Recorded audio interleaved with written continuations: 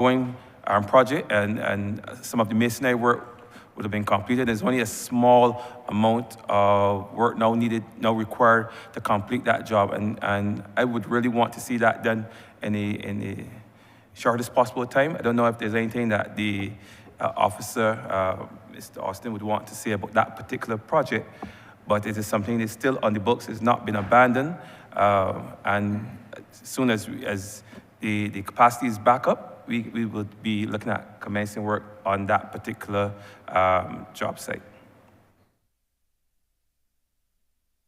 All right, thank you for that. My final question is related to two roads, really. The Ashford Tenantry Road is in a horrible state. I know when I was at the ministry, this was on the list as one of the roads to be done in St. John. The other area would be Stuart Hill. That is also in a very, very bad state. So you have Stuart Hill, Lovell Road, Codrington Road, all in the Stuart Hill area. That, again, this was on the list at some point in time for work to be done. Can you give any updates as to if this is going back on the schedule in terms of repairing those particular roads identified? I think it's fair to say, Honourable Member, that the neglect in St. John has resulted in almost every road that you have raised thus far having now to become a priority. And as I would have stated earlier, one of the things that we have had to do is to prioritize because there are so many roads to be done. What comes to mind is Pothouse, because the ministry would have started the Pothouse Road. Because of the nature of the soil, as you know, in the Scotland district, they would only have been able to complete phase 1 of the works.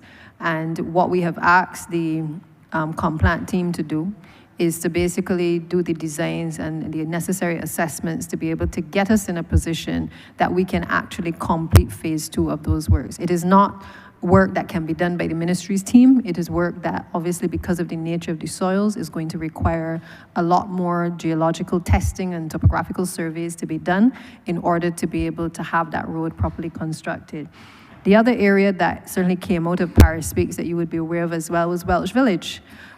We visited Welch Village. Several elderly people live along that stretch, and we recognize that we have to, again, move that up the works program because it is really one way in, essentially one way out because of the condition of the road at this point in time.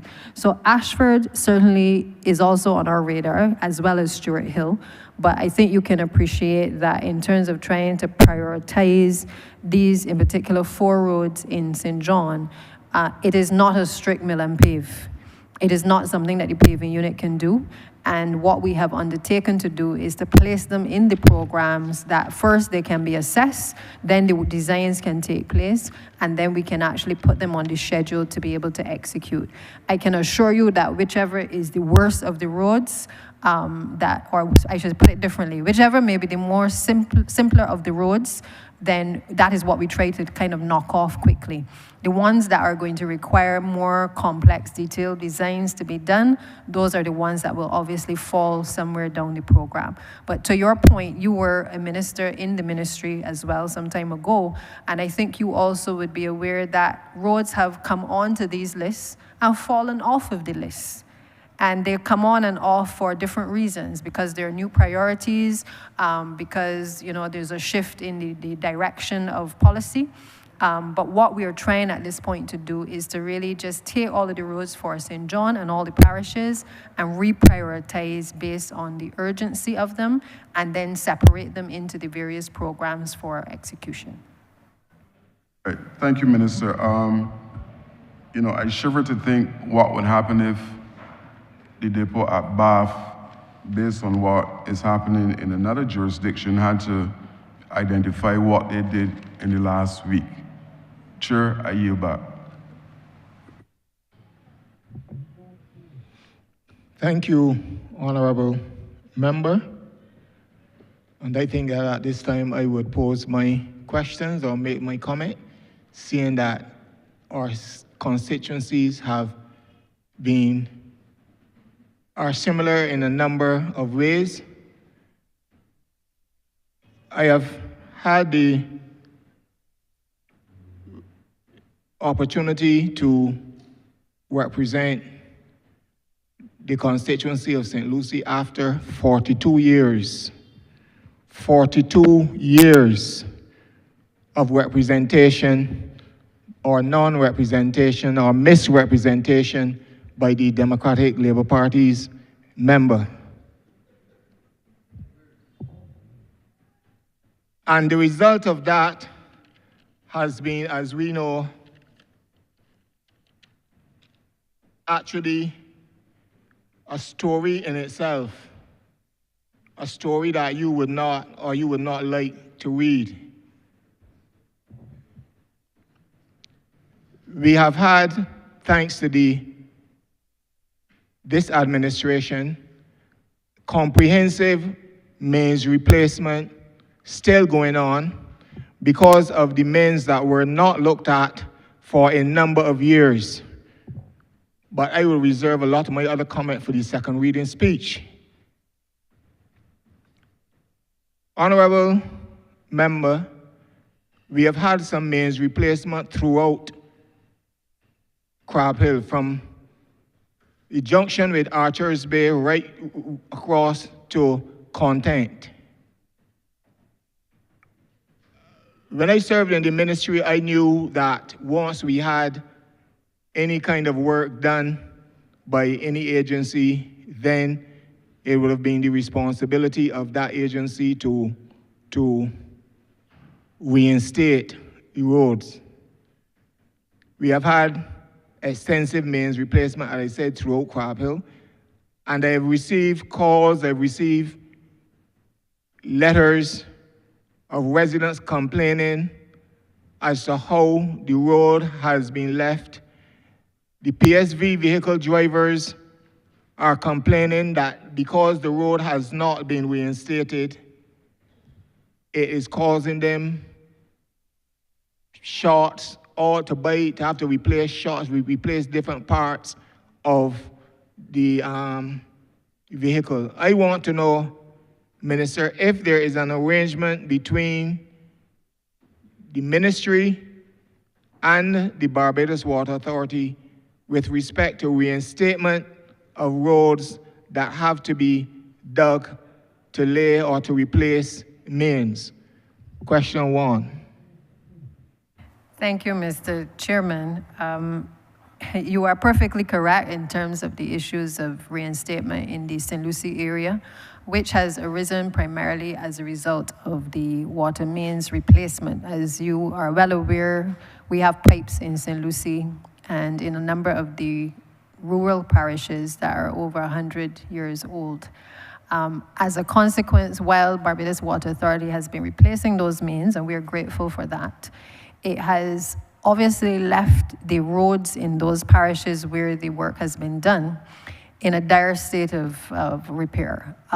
One of the things that is noticeable when you drive through certain parts of the country, not just in your constituency, but across the country, is that you will see almost 2/3 of the road having been well maintained, and then you will see in one corner of the road, you're going to see the deterioration in terms of the opening up of potholes caused as a result of the break, first of all, of the asphalt, and then sometimes the reinstatement not being done as securely as perhaps it ought to be.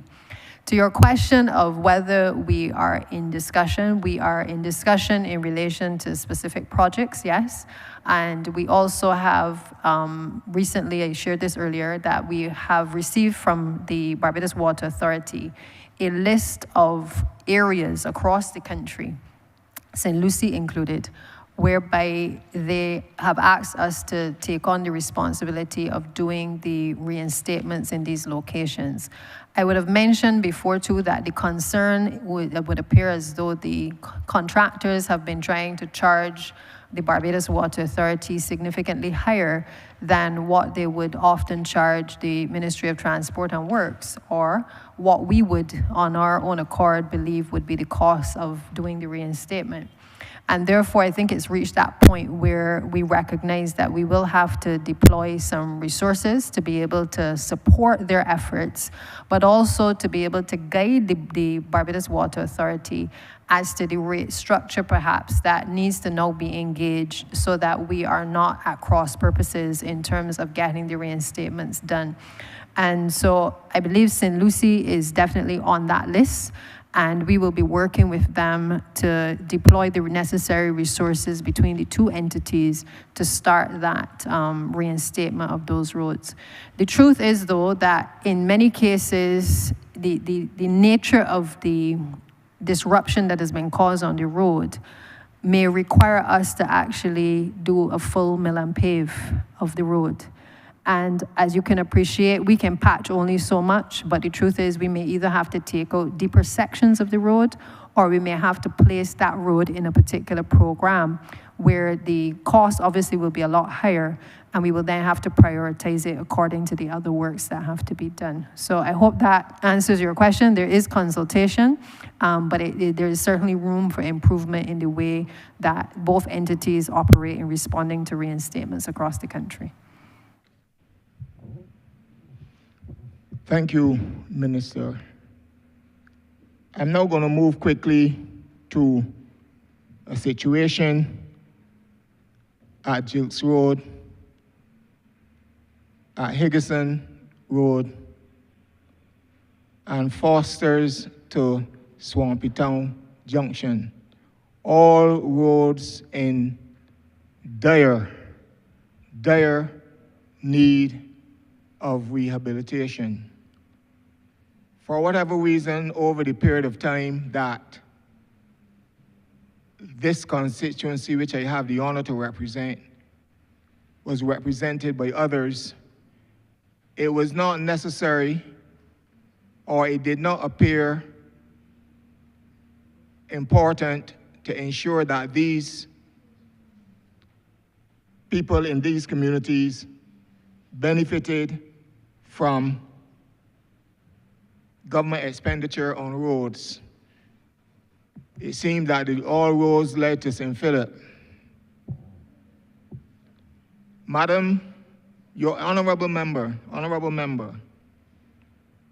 I know that there is a program because I have in my possession, when I served in that ministry, I have the list of roads as categorized on the CAF, on the MTW. I looked at the list this morning before I came here. And so I want to know if, I'm not going to ask you when, if that list, because the list was done on the financial years, albeit those financial years have passed, because 2021 financial year gone, we are now in 24, we are now in 25, 26, about to go into 25, 26 financial year. And the people of St. Lucie has asked me, and these districts have asked me to raise this matter on their behalf, because there is someone lurking around, seen to be I wouldn't call that term that we wouldn't use if I were on the outside, but the one refers to come lately, now raise their head as though it is, these things have now come to fruition under my stewardship. It is my responsibility, as the people of St. Lucie have asked me to execute, and to find out where on the program, if these particular roads that I mentioned, I haven't gone to the bridges yet, these particular roads that I mentioned are still on the radar of the ministry. I've heard all that you've said for the entire day that you were here and prioritizing and so on, if they're still on the radar, particularly the people in Gilks Road and Higginson Road, which I know will require reconstruction and so on. Thank you, Chair. Now, I just want to go back a bit to say to you, first of all, that while, and I think you can appreciate this from having served in the ministry, we had a number of roads in the various road works programs in various categories that had been identified as priorities in each financial year. Even if you take the estimates book from time to time, you will see a list of roads that is projected by the Ministry of Transport and Works that will be done in that financial year. In many cases, it is not all of the roads to be done. It is really literally a summary of some of the works to be done. But we all know that there is a wider program from which a pool of roads are put in and costed once they're assessed, and a determination is then made in terms of the priorities for which roads are actually done. I say that because it is clear that your roads perhaps were included in those estimates in previous years. But I know that within certainly the last 2 years, that what we have had are a number of roads that have had to take priority over some of the roads that would have previously been in the roadworks program. And I speak specifically to the impact of climate change, because with all of the best intentions, we have found ourselves in a situation where a lot of the infrastructure has started to break down. We have had to respond to issues, for instance, at Spa Hill in St. Joseph, where we have had land slippage. And we have had to start the issues of, dealing with the issues of relocation of households as a result of that type of slippage. We had intense rainfall, which affected the area around Bucks and caused significant impact on the road infrastructure. Resources had to be diverted from, I'm sure, your roads and others to be able to address those. If you take the Lanes Bridge, we had some issues there. Again, we had to close the road, divert resources that were not planned in the first phase of the roadworks for that last year, but we had to move it into the program in order to address it. We also had areas like Melvin Hill and Mellows Hill, and I can go on, Chair, in terms of areas that were not on the radar for prioritization in a particular financial year, but have had to creep into the priority list as a result of the deterioration caused by the intensity of the rainfall. I say all that to simply say to you and to the country that there is no mischief on the part of MTW by removing a road from a list or removing its high priority from a list. In fact, what we have been grappling with is the fact that, as I said before, 70% of the roads were in a poor condition in 2018. And each year, despite us using best efforts to rehabilitate and to reconstruct roads, we are still behind in terms of the number of roads that each constituent would want to see done across the country.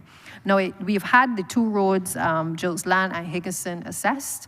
You would have made the necessary representations in relation to that as well. And we have had those assessed under the current program, which is a Focus Works program. We're waiting on the outcome of those assessments so that we know where in the priority we can place it.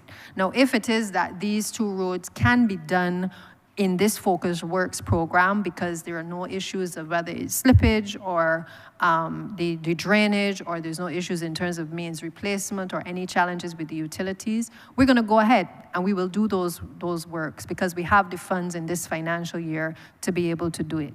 If for whatever reason it is going to extend beyond this financial year, we will try to straddle the two financial years to be able to commence the works on it.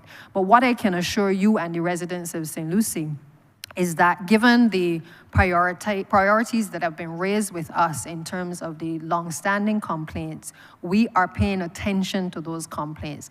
I think it was even last night, I don't know who has been walking about in your constituency, but I certainly know that I have been getting quite a few from the candidates of the other side as well, requests for certain roads to be done.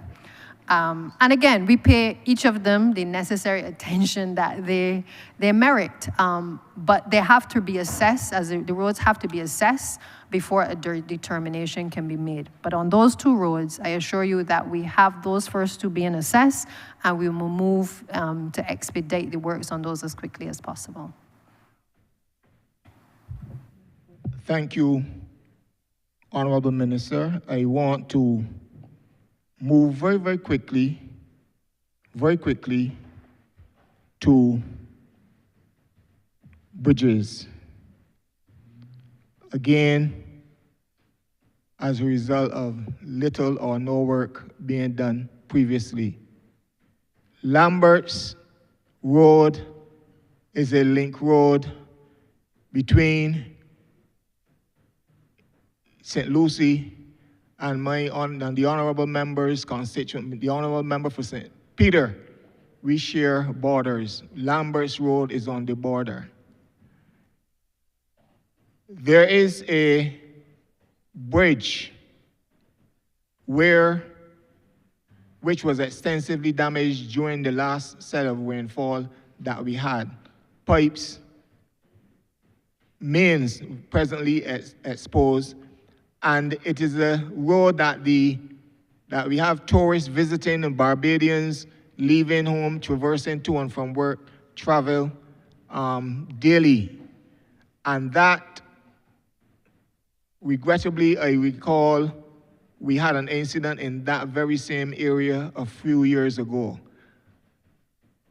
I would not want a repeat of that, because when you travel that road after you get in the bottom of the road, you have to go extremely slow. You have to go extremely slow. If not, you will damage your vehicle.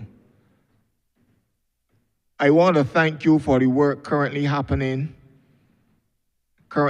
at Pike Corner with respect to the bridge, but I still think that it is about time that is finished and the work at Lambert's done, because both of these roads are traversed. While the one in Pike Corner is utilized with public transportation, etc., Lambert's Road is a very, very important link road to St. Peter and St. Lucie. And I would want to find out what are the immediate plans for these two areas. Thank you, Chair. As it relates to Pike Corner, what we call Phase 2, that is currently projected to be done in this next financial year. So we've allocated in this year's estimates, there's about a 4.9 million, I believe, that is being allocated towards working on some of the bridges that, as you have said, have been ignored for quite some time. Also, the Lambert's area has also been identified for rehabilitation as well.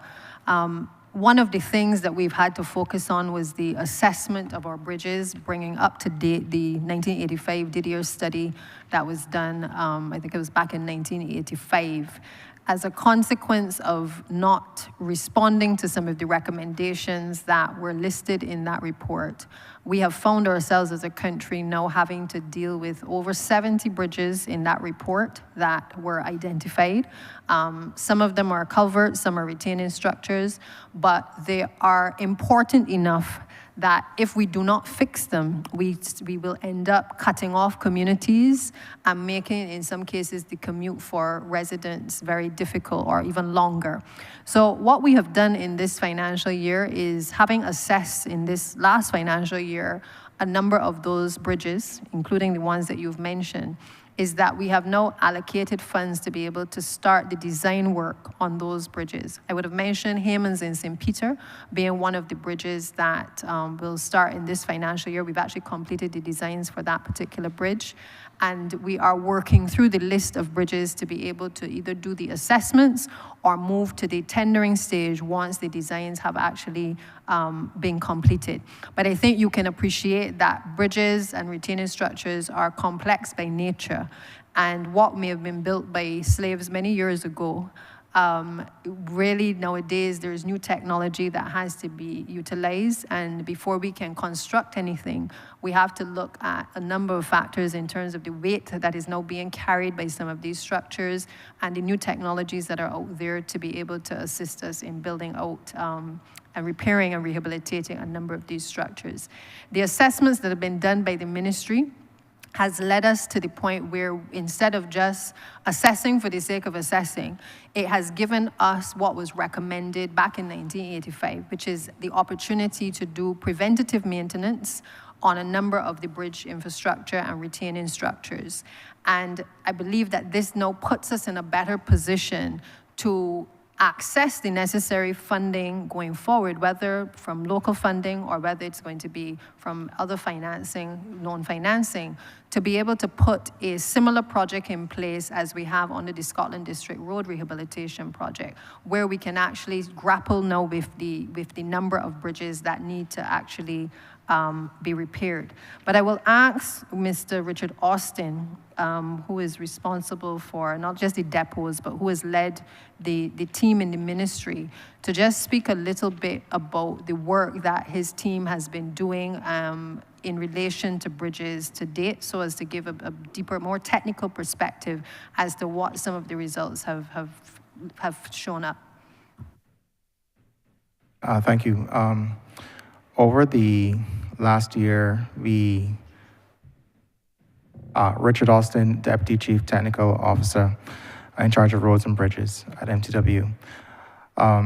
Over the last year, with the addition of 2 engineers, at least to my section, we have been able to transpose the location information from the original DDA study, which was they used a method of locating the bridges by like mile markers. So this is like distances out of Bridgetown to locate the bridges. So what we spent a few months of last year doing was to using Google GPS coordinates to get the information from the old study into a database that we could readily access, and also share that information with other agencies like the Water Authority, for example, and the other departments in MTW that may have use of that information.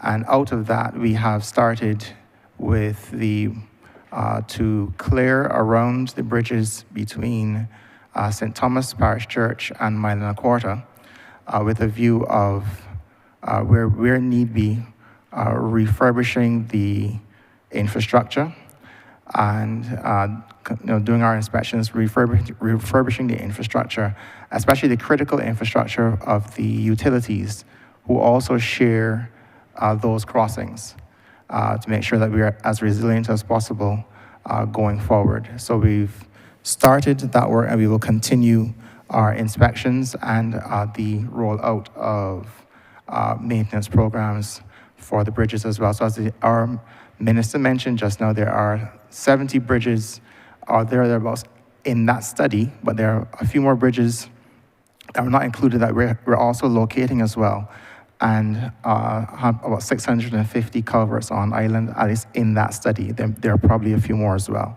So that gives you an idea of the scope of the challenge that we're facing, but we've begun, and we are keen to complete that task.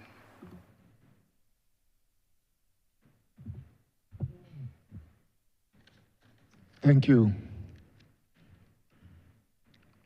Honourable Member for St. Michael Northwest.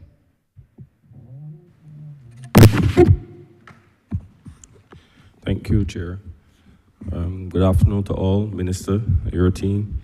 My question relates to drainage and the challenges that are caused because of canals, watercourses, and wells that need proper maintenance and upgrading within my constituency.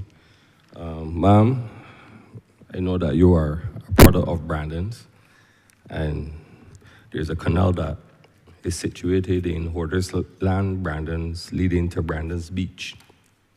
One of the challenges that the residents are having with this canal is that usually when the tide or the water level on the beach change, the sand from the sea most of the time block the mouth of the canal. One of the things that the residents are requesting is, if you're a good lead ministry, ma'am, can extend the mouth of the canal further into the sea to help rectify this issue. That's my first question, ma'am. I'm going to ask Mr. Bryce, who heads the drainage unit, to address a number of the concerns you've raised, particularly because as you have raised them with me, I have in turn passed them on to the drainage unit, and I know that he's been on the ground trying to work with you to address the challenges you're facing. Mr. Bryce? Good afternoon, everyone. Mr. Bryce, STO, Drainage. Kind of used it. With respect to the canal at Brandon's, we monitor the canal and we clear the sand barrier when the water levels become high, and we work along with the tide as well. We usually clear at night, not to bother the bathers on the beach, right? In regard extending the canal, that is something that we have to look into, and along with coastal, and see how that can work. Thank you. My second question relates to another canal, and this is one between Ferniehurst Pasture and Bridge Gap. The walls of this canal collapsed, well, parts of the wall collapsed sometime last year, and as we speak, the state of the canal remains the same. I had reported it to the minister. One of the residents out there who normally keep in touch with me said that to this day, no one came to really clean the canal, to remove the debris, and to start the infrastructure work in terms of repairing the canal. Are you aware of this? Mr. Bryce, if you can. Yeah. If this is the same canal, we visited the canal in Ferniehurst, myself and one of my officers. If you're speaking about the same canal, this canal will be put on the upcoming well contract to do the repair works. Thank you. And there is another canal, another problematic canal situated between Second Avenue, Carter's Gap and Straker's Tenantry. This is a canal that, honestly, I don't know if you ever visited the area to actually witness the state of the canal. There's also a well situated alongside the canal that I could honestly say that needs upgrading in terms of the infrastructure, right? I could tell that the walls of the well have deteriorated over the years. I don't know if you ever visited the area, Mr. Bryce, but if you're not sure exactly where this is located, I am willing to meet with the members of drainage to give them a tour, because I know the constituency very well, and they could identify all of the problematic areas within my constituency. And this is another area that I would love drainage to also pay close attention to as well. Ma'am, my next question relates to roads. I know that you have been doing some work in the urban areas, and I just want to thank you publicly for the newly paved road that the residents in 3rd Avenue Free Hill received recently. But to add to that, there are a few roads that really need urgent attention. These are roads that will need proper infrastructure upgrade in order to really pave these roads. If you can recall, I had mentioned previously about Barker's Gap, Dickens Road, Gills Gap, Bridge Gap, Pearl Bay, and also Hinson Gap, Free Hill. Can you tell me if you all will be paying more attention to some of these roads that some of us may call cart roads, in terms of improving the infrastructure so that the residents in these areas could have properly paved roads? Yeah, thanks, Honourable Member. The answer to your question is yes. First of all, from the roads that you have mentioned, those roads have certainly made their way into our radar. And as I said before, the first thing is the assessment of the roads, determining which category they fall into, and then allocating them accordingly. You would have had the Free Hill Road completed recently. again, because that was one of the roads that had been identified that needed to be done. And I hope that what is being heard loudly from what you are saying is that there is no election looming, because the long list that you have would suggest that if there was an election looming, that we would be fixing all of them right now. So to assure the leader of the opposition that to lay his fears, I just want to put that out there. Where you have short roads, and I'm not sure if your categorization of short roads is the same as meets the criteria of the ministry, but these are roads that we would consider urban roads, roads that are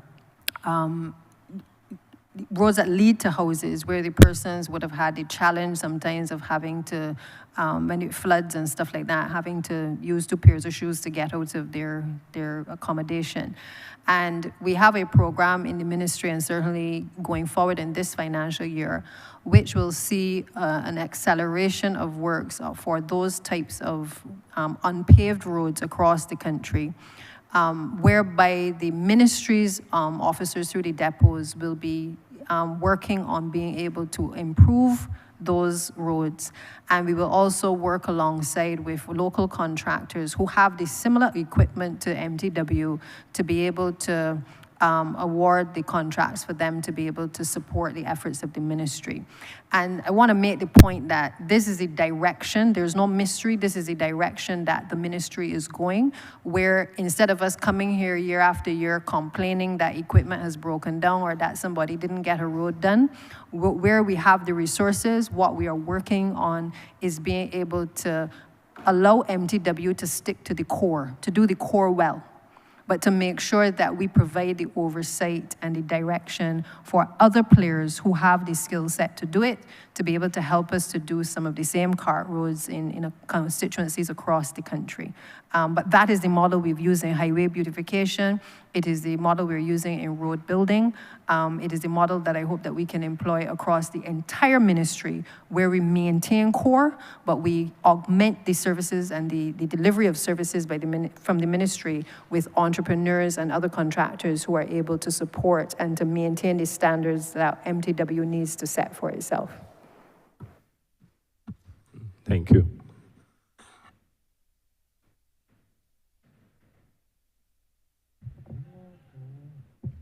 Honourable Member for St. James South.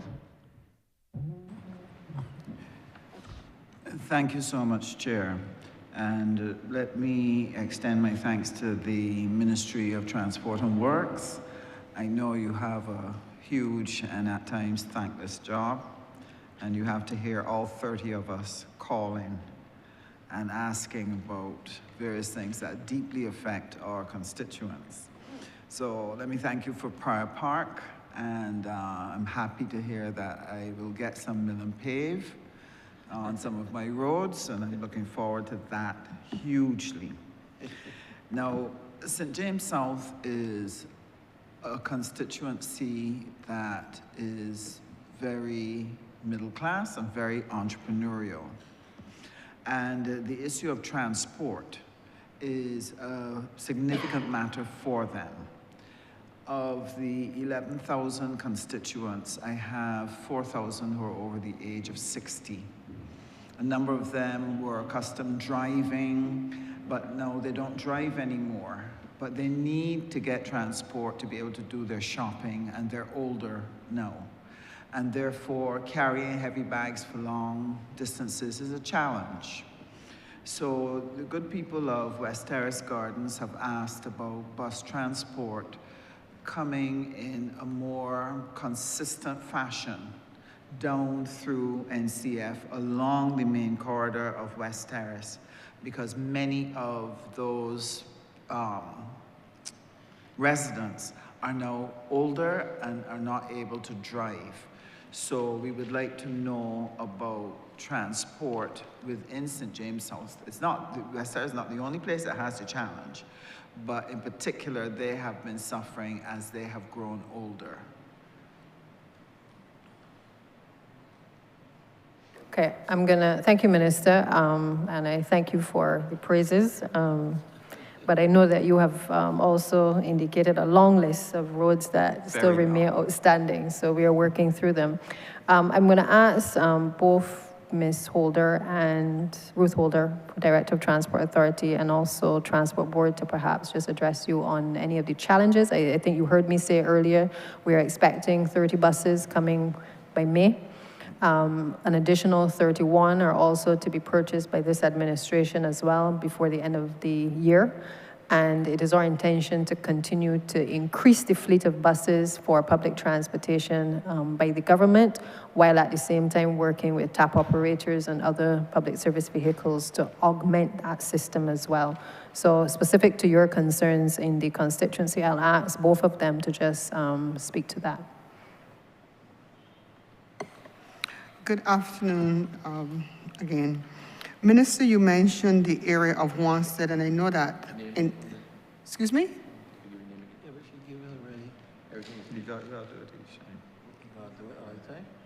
Oh, sorry, Ruth Holder, Director of Transport Authority.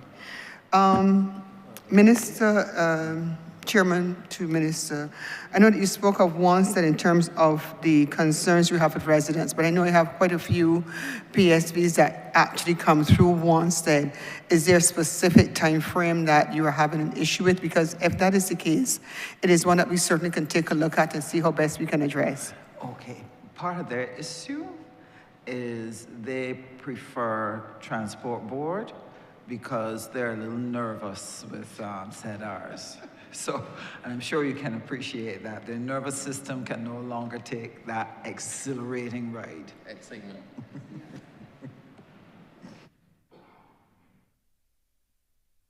Fabian Wharton, CEO, Transport Board. Good afternoon again, and thanks for your question. The Wanstead route is the route you're referring to, as the director was saying, for the Transport Board as well.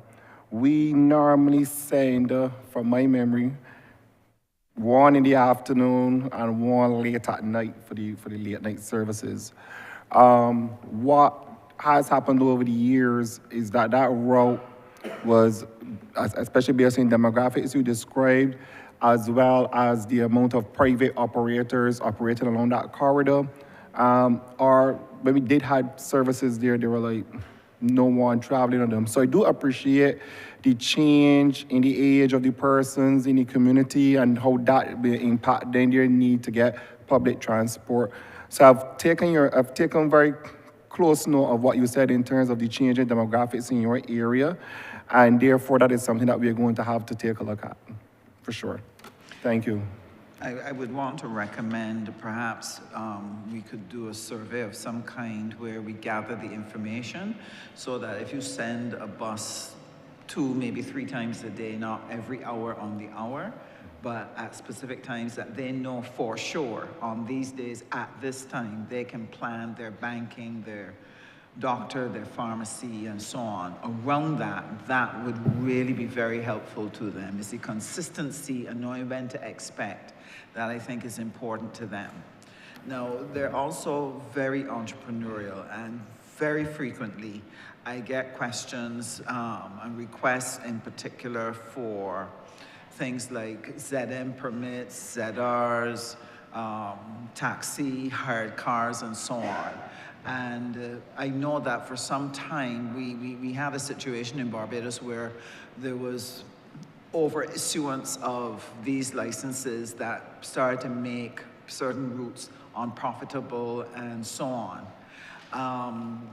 But I know that there was to be some effort to try to address some of that congestion. So what I want to know is, where are we in terms of redressing the situation so that new players can come into the transport sector? Because there are a number of them who are keen on it and would like to get involved. I'm a little concerned about the process, however, because I've seen a number of people bring in the vehicle and don't have the permit, and then can't get the permit, and then they're in trouble. So I would like to understand how that works and how can I better advise them when they want to get into that sector. Thank you, Minister. Just to say, first of all, that situation that obtained under the previous administration will never obtain again. where permits are issued at will, particularly prior to an election. We have taken, since we have come to office, the position that there must be equity. The principle upon which the issuance of permits is done is one where we believe that it is a method of enfranchising people. And so we're not here to make the process more difficult for the ordinary person to be able to have access to being able to have a separate business to be able to run, or for somebody who wants to have that as their sole business. I want to make that point from the outset. There are rules which govern the way in which the Transport Authority operates in terms of the issuance of permits, and the board and the director obviously have oversight over that function. I will have the director obviously speak more in detail to the specifics of what is coming before them and how it is actually dealt with. Suffice to say that I would often say to people, don't put the cart before the horse. Because if you are going to obtain the vehicle and then seek the license and then complain after that the Transport Authority has not facilitated you, then I certainly cannot condone that behavior. So I think the first thing is for persons to apply, be clear as to the process, go through the application process, and then I'm sure the Transport Authority can work with you, because like I said, we're not trying to deter people. So if you have an intention to do something, let the Transport Authority know, and obviously based on the number of permits that are available at the time, they can perhaps work with you to be able to help with the proper allocation of the permits that are to be distributed. But I will ask Ms. Holder to just speak to the issues that you have raised in more detail and to elaborate on the process really at the Transport Authority for permits. As Deputy Prime Minister mentioned, there is the application process. Just to make a step back before I get to the application process. For permits in the categories of taxis, maxi taxis, tour buses, ZRs, and minibuses, the capacity on those permits are determined by Cabinet. Cabinet determines the number of permits that we can allocate in those particular categories. For hired vehicles, that is not an issue because there's an unlimited capacity in terms of that. The same thing goes for charity permits as well. So the process in terms of all the way down to the actual granting of a permit, you make the application on the Transport Authority's website. You indicate the type of permit that you're applying for. We get on average about 320 applications per month for permits in various categories, so therefore we have to process all of those. We have an online system, but yet still we still have to process it and ensure that information being submitted is cross-referenced and is cross-referenced correctly. So therefore we have to cross-reference KIPO website, Electoral and Boundaries website as well to make sure that the information that we're getting is the correct information. We have a staff, we have an admin staff of 9 persons. I have 1 clerical officer who more or less processes all those applications. So you can imagine what it is. Once all the application information, all the details are there, then we schedule interviews.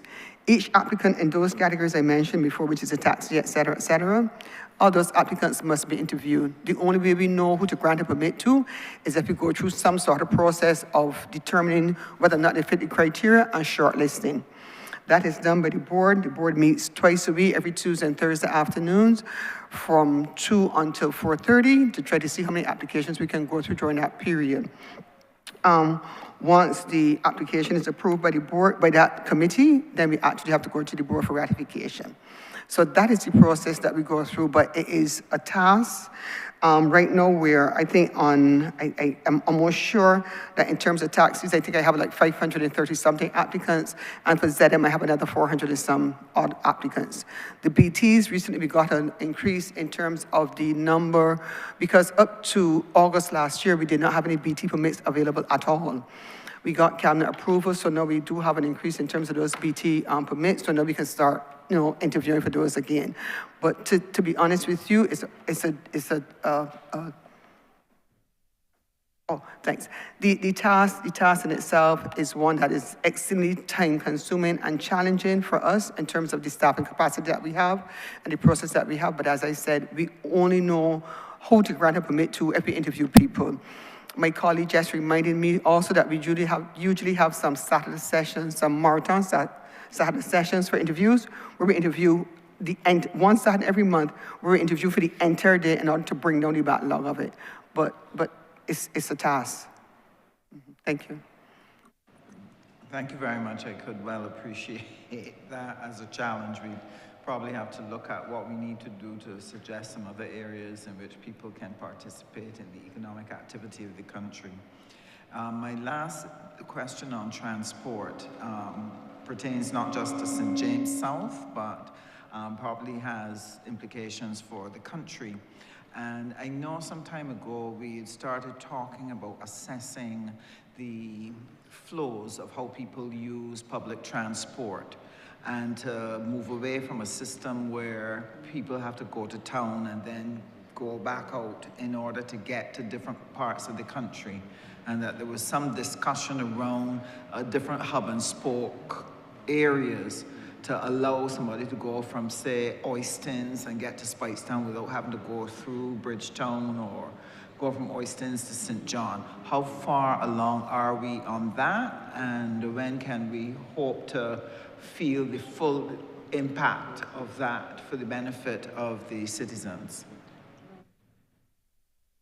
I think, Honourable Member, with the introduction of the Barbados Mass Transit Authority, certainly as we envisage it, not certainly as it has been confirmed thus far, but as we envisage it, a lot of these concerns regarding the routing and the hubs and stuff like that would be able to be further expounded, I think.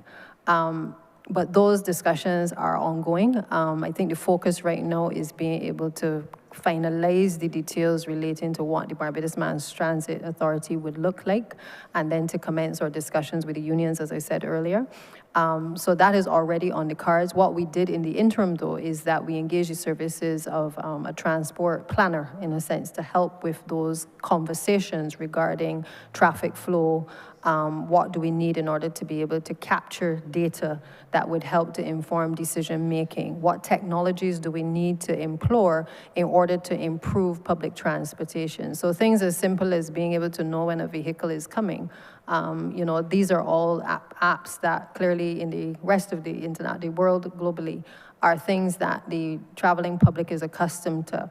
And so we wanted to have someone or a few people who would be able to guide and to advise as to what a newly imagined transportation system would really look like. I can ask perhaps the CEO of Transport Board, maybe, or Ms. Linda Holder, if she is on the bench, to perhaps speak a little bit more to it in terms of the details of what lies ahead. But I think that, in essence, is a summary of the direction that we're going. Thank you, DPM. And again, thanks for the question. I think in this same forum is where I raised the plans of the board to implement hub and spoke, as we call it, particularly along Highway 1, where we have several services that would go along Highway 1 all the way to Speightstown and then break off into St. Lucie, Boscobel, Pike Corner, Josie Hill, Checker Hall, etc. If you get what I'm saying. And what we were saying then was that we would bring what you call a line service into Speightstown. That will bring everyone who's going to that direction on that bus, and then they will take what we call the sport buses to the various areas. That is one. You would have recognized within the last year or so, too, we would have made some adjustments to our ABC connection, our ABC proper, in terms of connecting Barbados away from having to go to town. We made some connections based on some discussions we had with representatives from St. Philip in relations to connecting the Crane over into 6 Roads, because that was almost basically impossible. You would have to basically come down to Curtin's gas station and either walk or you gotta come down to, so it was Dr. Brown who had raised it with us as well. We created the Gore Hill connection as a consequence, because we also recognize that the catchment area, a large portion of St. Philip, the polyclinic over there in Gore Hill also has them as a capture area. So we did some creative things with it, but the truth of the matter is we can't do the hub and spoke at the moment with the resources that we have. So we do envisage, correct as the DPM was saying, even maybe before we get into BMT, if it's not ready at that time, we will still be able to make those changes based on the expected increases in fleet that we are going to get within the next year or so. So in relation to technology, the board is currently in the process in advanced stage testing and live testing. This is, we're actually using live data for the automated fare collection system. We have begun the onboarding of our seniors. We are currently in the process of onboarding two schools. I think it is Lodge and what is the next one? Springer Memorial, that we currently have persons at enrolling students. So students from these two schools are getting their cards. The reason why I mentioned this system is because within that system, we have also, using the board's website and all of the bus stops, we have all the bus stops plotted in on all of the routes. And what that will do, we're going to layer on top of that from a technology standpoint we're going to put the interface on top of it to allow it to be more user-friendly for the average person to just look at it. So we do have the underground, basically the foundation on the technology. So we just need to put the finishing touches on it in order to make it more user-friendly. Because what we are using it for now is for our own internal purposes. But what that does, ideally, is it allow you to know where people board, where people are boarding, how many, what time. So we'll be able to pull those reports in to also help us with the route rationalization and how we move forward in the future. I don't know if the COO of the Transport Board wants to add anything. Mrs. Oda, she's here as well. Okay, all right, thank you.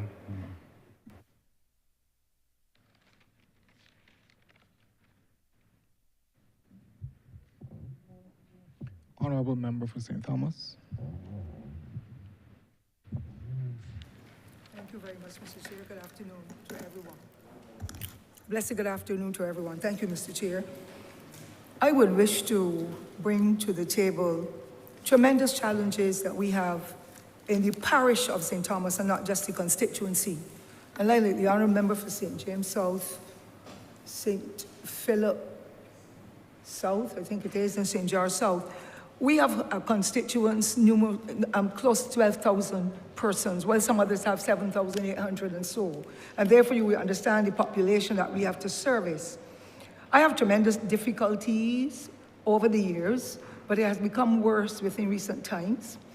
I'm a person who will write to indicate my challenges. Sometimes you don't even get a response to what you write about. But our constituents in St. Thomas deserve the same care and attention as any other. And I want to thank the Honourable Minister and her team for some efforts that I've seen recently, because she knows that I am a noisemaker, even though I will love her and everybody else in the same way I did before I started to make the noise. I have tremendous difficulties, sir, with the Scotland district, of which St. Thomas is a part. We talk about the heart of Barbados, that is in the center of the island, and it is extremely difficult to travel or traverse through the parish at all angles, even extending over to St. James Central, that has a section of St. Thomas in it as the address of persons, but the services are not there. I had reason to visit the Bagatelle Depot about a month and a half ago, and I almost had a heart attack. There is no equipment there to service the parish. And when I asked the supervisor, everything along the line of equipment is in St. Andrew. I have no problem, because the problems in St. Andrew are more serious with the land slippage and all that than they are in St. Thomas. But I would wish, though, in between, to be able to get some road patching done. There are too many roads with serious potholes. Persons are being injured. Their vehicles are being damaged. And a lot of things are happening. And even I burst 2 tires, and I was told, send a picture of the potholes and the damaged tires. And I can't get my compensation. If I can't get my compensation, then you could understand what would have been happening in roads leading from Bridgefield and those that were damaged. I want to know, and I know the Honourable Minister has indicated the plans for the area. I want to know how soon can we get it, because it's fortuitous that I called the Bagatelle Depot this morning to find out what are some of the areas that are to be patched, because I know of them just as well as those workers, and even better. And unfortunately, I was told all the equipment is in St. Andrew, and I said, I'm happy to know that St. Andrew is getting out.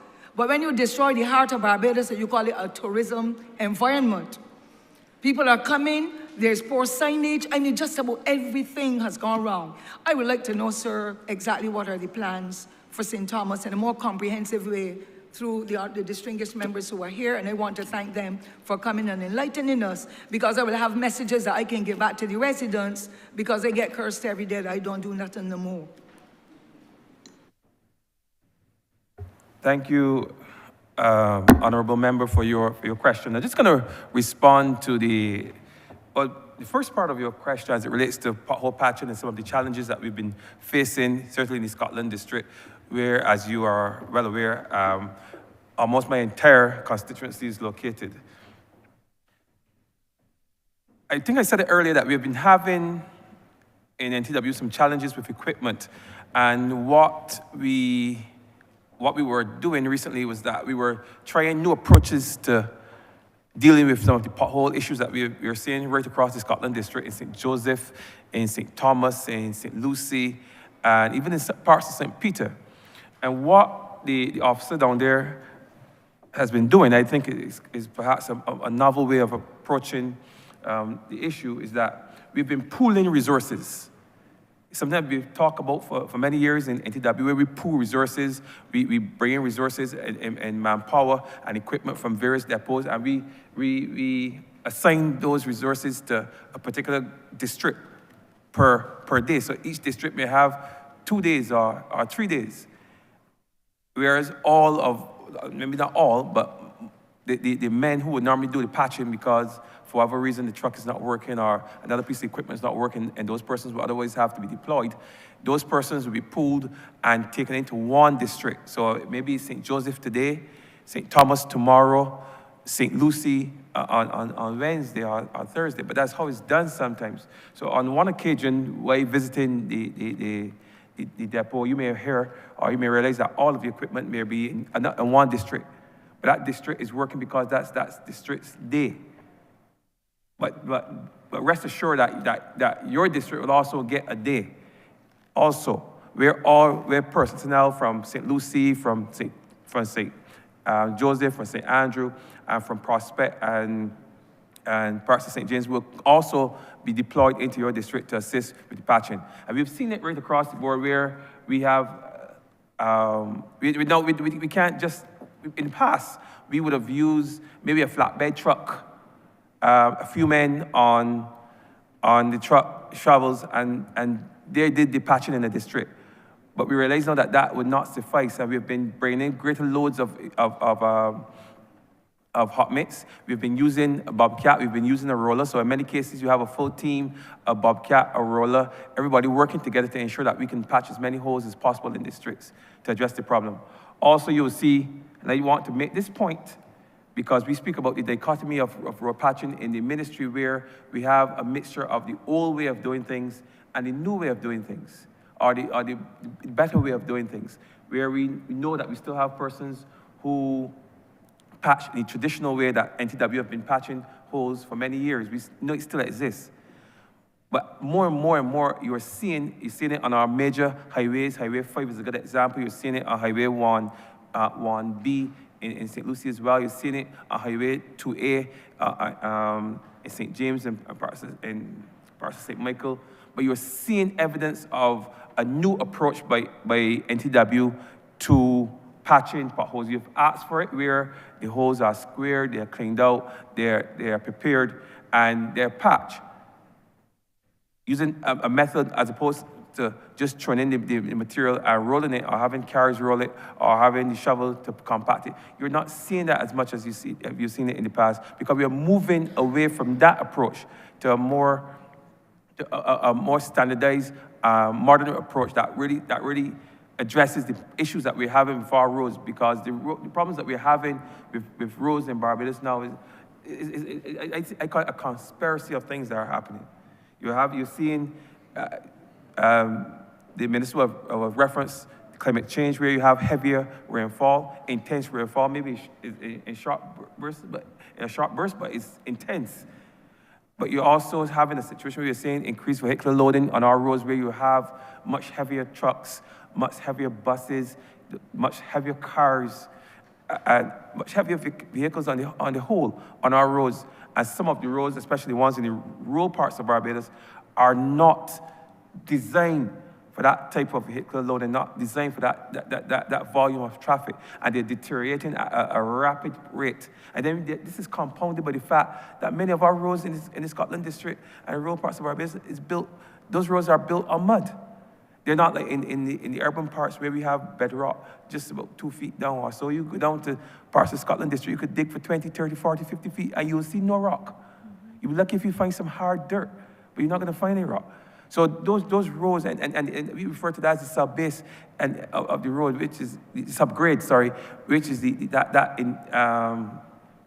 existing material.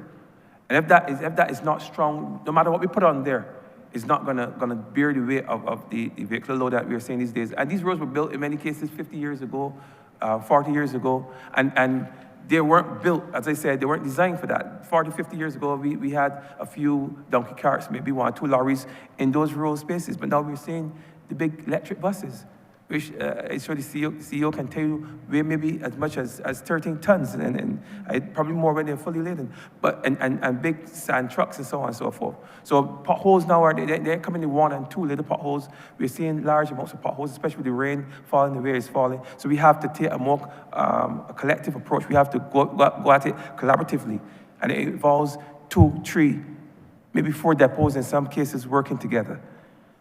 So I may come one day and find all the equipment in St. Thomas. And that's because on that day, we are working in St. Thomas to make sure that your roads in St. Thomas and all the roads in surrounding areas are fixed.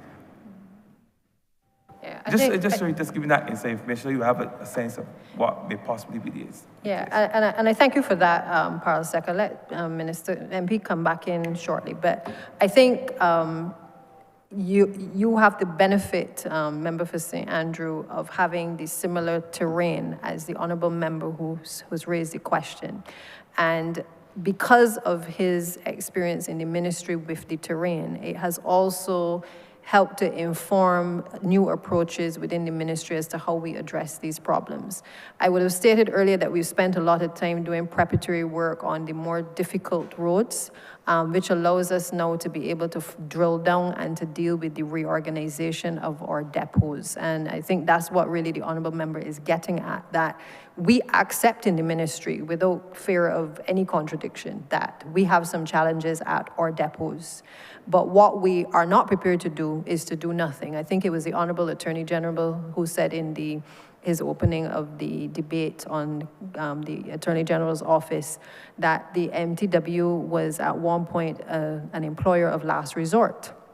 And certainly I would like to be responsible for turning that on its head and allowing MTW to be a place where people pay attention to the delivery of service and services, and to ensure that the quality and the output of what we do satisfies the general public. So it can no longer be that we just have a slapdash approach to laying down asphalt on the ground to fill potholes.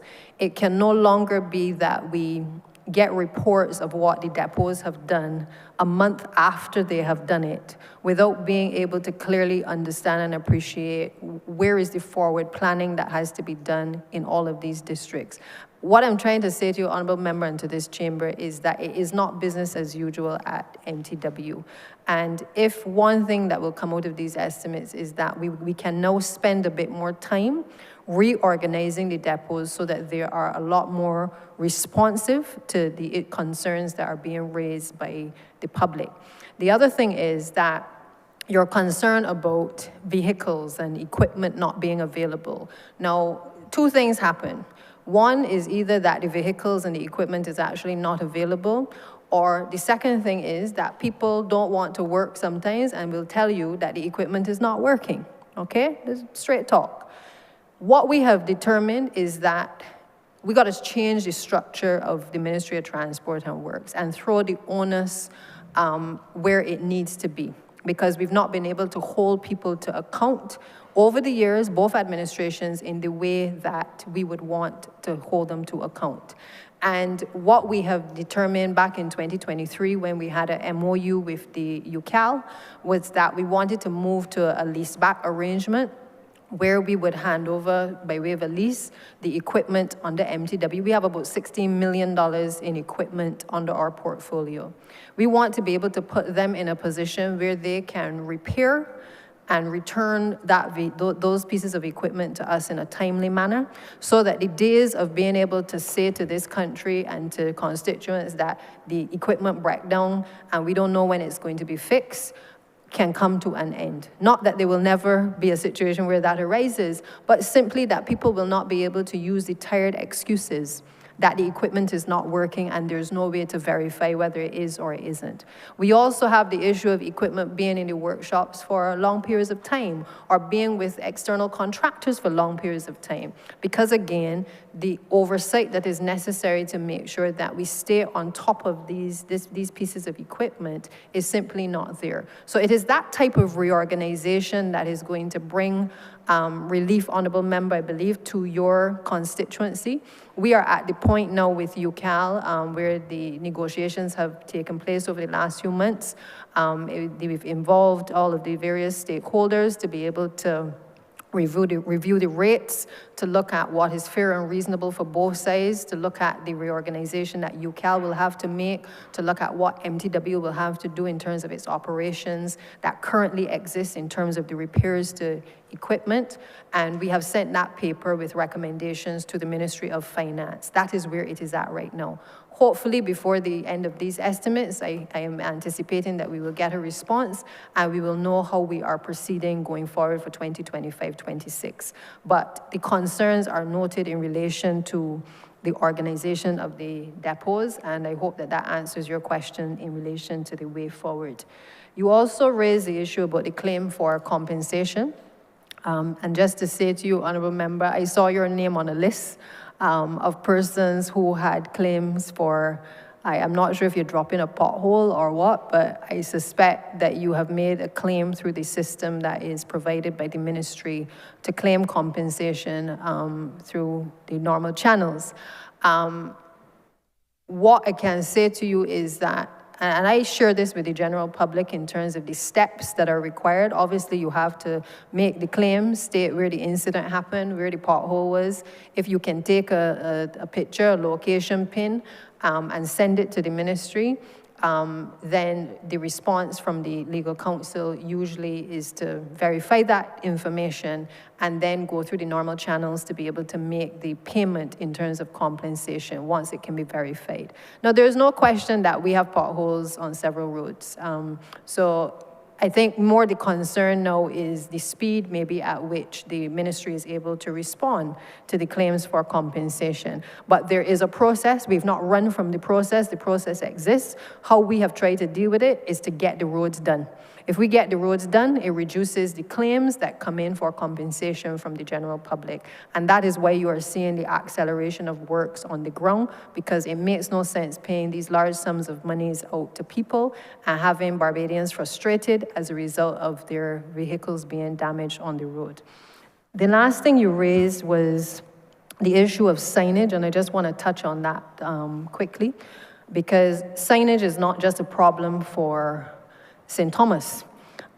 We embarked on a national signage and street infrastructure project sometime last year, where we had engaged a number of what we call community auditors across the various constituencies to be able to assess signage and the requirements of signage across the country. And this was both directional signs as well as the places of interest signs.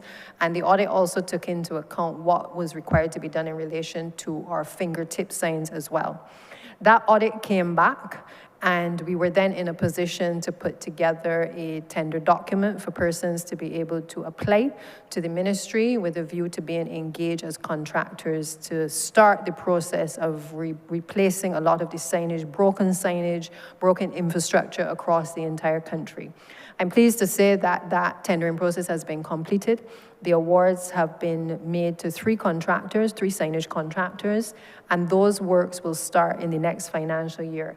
I believe we've allocated about 2.7 million under sub-program 516, public transportation, sub-program 525, which relates to the improvements to traffic management.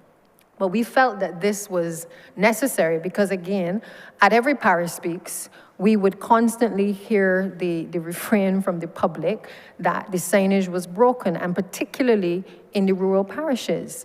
And if you really take a drive around the country, you will see signs in all kinds of different directions, or you will see no signage whatsoever.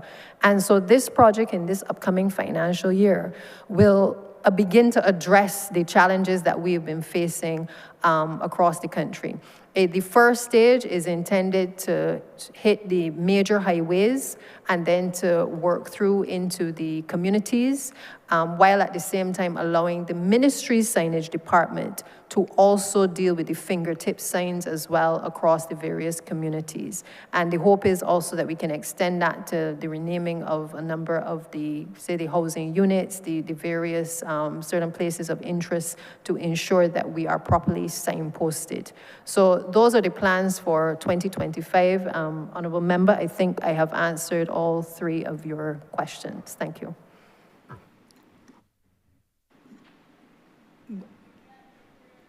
Is that all 3 of mine, sir? Or can I continue with my second one, please? Go ahead quickly, Honourable Member. Yes, please. I had others, but the more important ones I wanted to touch to get some kind of understanding, so when I have to speak to the residents and others, I can be as clear as possible. The bridges in the parish as well, ma'am, are really in a sad state. And you're talking, well, Bloomsbury has been for a while, because when he had written to the then minister in 2009, he wrote back and told me we had 14 years to fix it. He did not understand what the Scotland district looked like. However, Bloomsbury is still a terrible state, and the Allen school children and so in the buses, it is just the one side of the road one could drive for all those years. Topping St. Halfpenny Gully, the Pond Hill, plus Topping St. Halfpenny now is one halfway of the road, and the heavy duty traffic is coming through from Welchmore Hall by the post office through Lancaster, and it is really very dangerous. I think that it really deserves the officials, the architects and so to have a look as soon as possible, because it may have to be closed before there's any injury.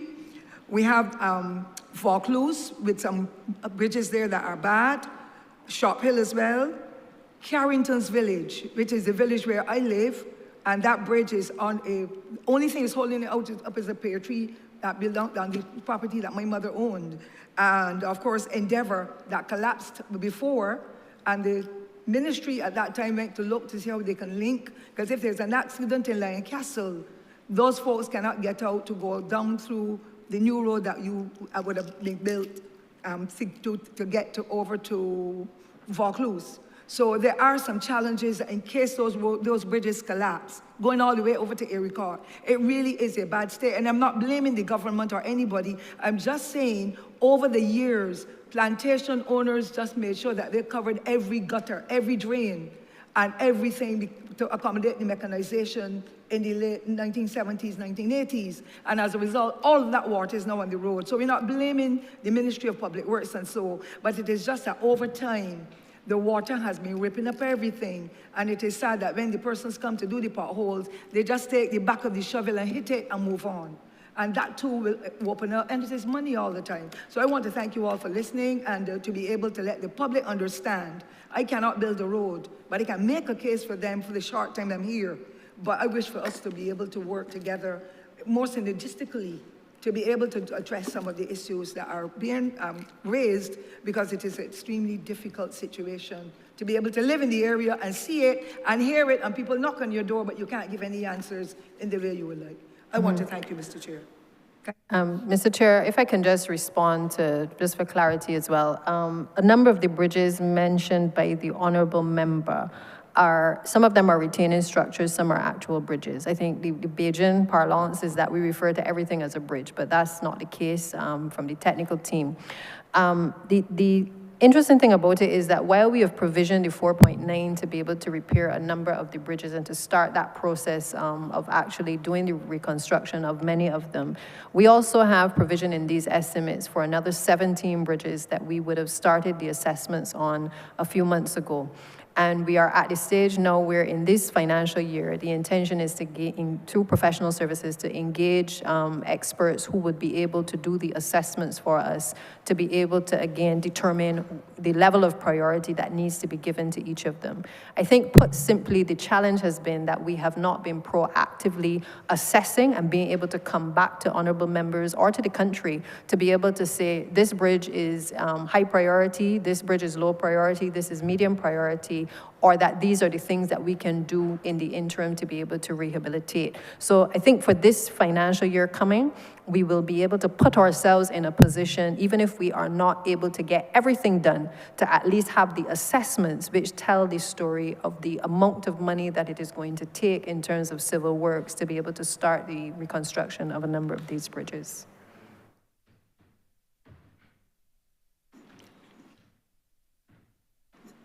Chair, is my time up then, sir?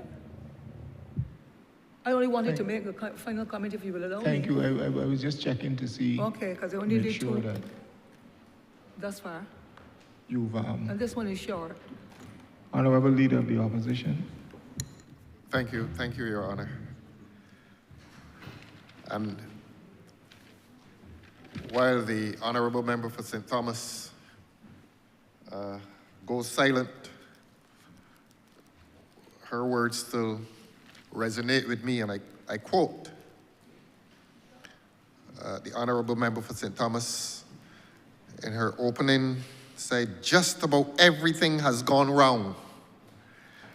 And I wrote it when the Honourable Member unleashed on the government, just about everything has gone wrong.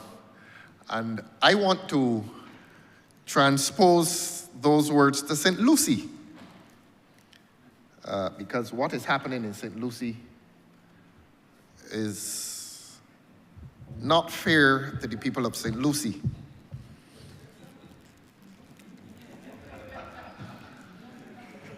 May I proceed, sir?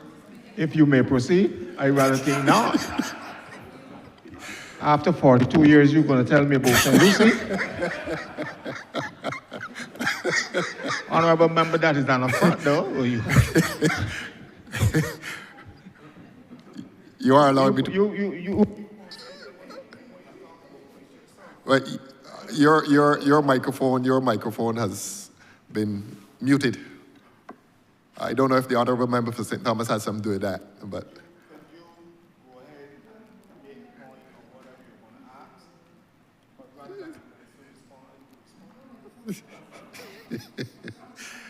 Your Honour would be aware that in my capacity, I believe I have some political authority to speak in respect of the whole island. And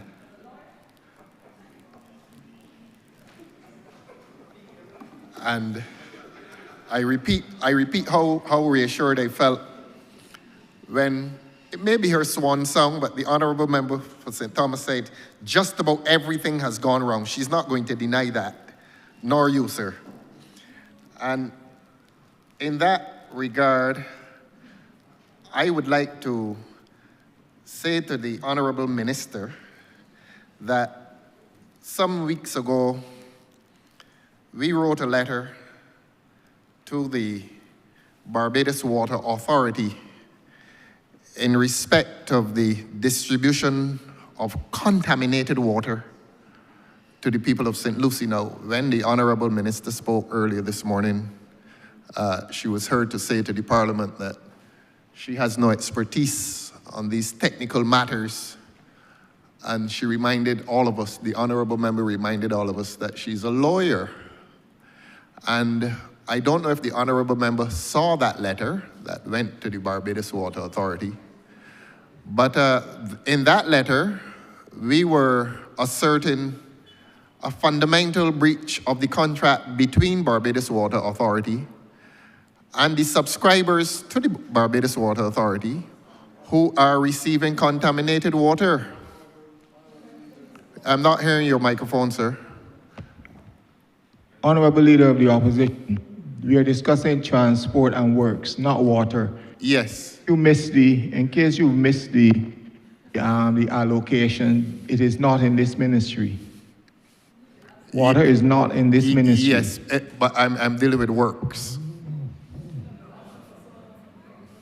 So you're denying me the opportunity to raise the matter of contaminated water in breach of contract. And Honorable Member, Honorable Leader of the Opposition, I will not sit here and allow you to make those remarks. Have you done a study? This is not a water debate. This is not a ministry where water does not reside in this ministry. You may be aware, Your Honor, that that ministry that you claim, that Your Honor claims by way of technicality, is not due to come to these estimates. So I am asking on a matter of works, the works that are going on in St. Lucie. But you have not mentioned any works that is going on in St. Lucie. I've spoken about the works in St. Lucie already. I don't know why you're afraid. Get to the point under the Ministry of Transport and Works. Well, my concern... Are you talking about mains replacement? Are you talking about mains replacement? Because you haven't replaced any since 2015. 2 years. I trust Your Honor is not precluding or preventing me from exercising my right to ask No, questions. I'm not preventing you from exercising your right, but I'm allowing you that you have to abide by the standing orders. I'm hearing you, and I'm hearing the Honourable Member of St. Thomas, I'm hearing you.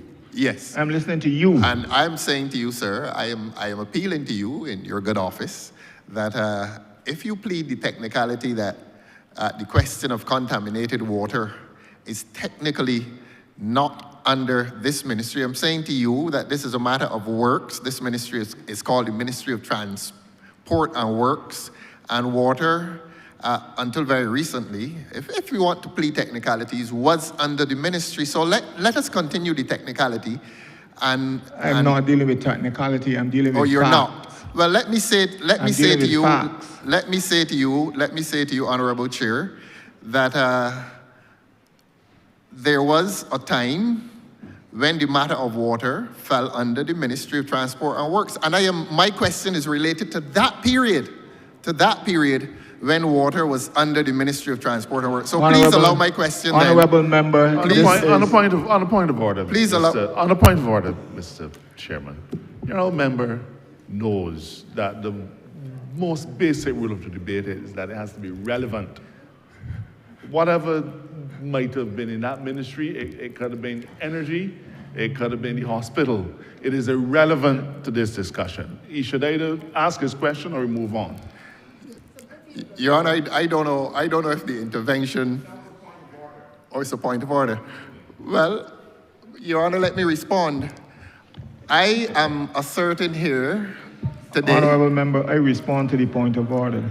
Oh, you are responding to the point of order? Yeah. Point of order, accepted. Right. And what is your ruling, sir? I said point of order, accepted.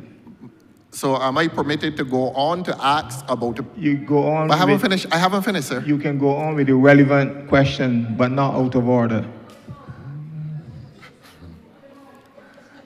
Your Honor, I am saying to you that I am asking a question relating to a period when water and the Barbados Water Authority was Honourable Member. But I haven't finished, Standing Order number 41.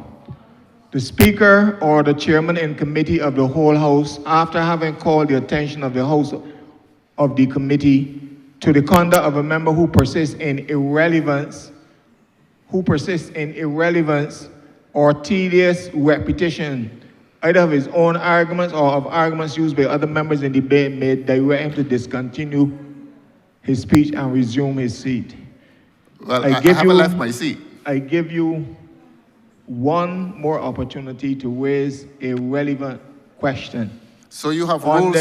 Under the Ministry of Transport and Works. Just for clarity then, your ruling is that I cannot ask about contaminated water in St. Lucie. Is that your ruling, sir? You cannot ask about irrelevant. No, I'm being particular here. You cannot ask, Honourable Member, you cannot ask about anything irrelevant in this debate, whether it's contaminated water in St. Lucie, according to you, or some in Christchurch South, or the lady under the bridge in Christchurch South. I'm obliged to you, sir. So the record now reflects that the issue of contaminated water in St. Lucie is not to be raised and the record under this also head. reflects that the Honourable Leader of the Opposition is asking irrelevant questions. Thank you, sir. And wants to disobey what the rules of this House says. Mm-hmm. Thank you. May I proceed, sir? You may proceed based on what we just said. Yes. All right. Let us then ask the minister if the roadworks in St. Lucie have contributed to the contamination of water in the parish of St. Lucie. Honourable Member, this is not a debate on water. It is on roadworks, sir. And I am asking if there is, I know the Honourable Member this morning said that the Honourable Member herself is not technical. And then the Honourable Member went on to state that she is a lawyer. We have been on the question of roadworks for the whole day. And transport. I am now asking a question as to roadworks. I just heard a long exposition from the junior minister that some roads are built on several feet of dirt. I wonder how the ministers of housing and agriculture feel about that. But that's another issue. Let us be relevant. Am I then permitted? Beg your pardon, sir.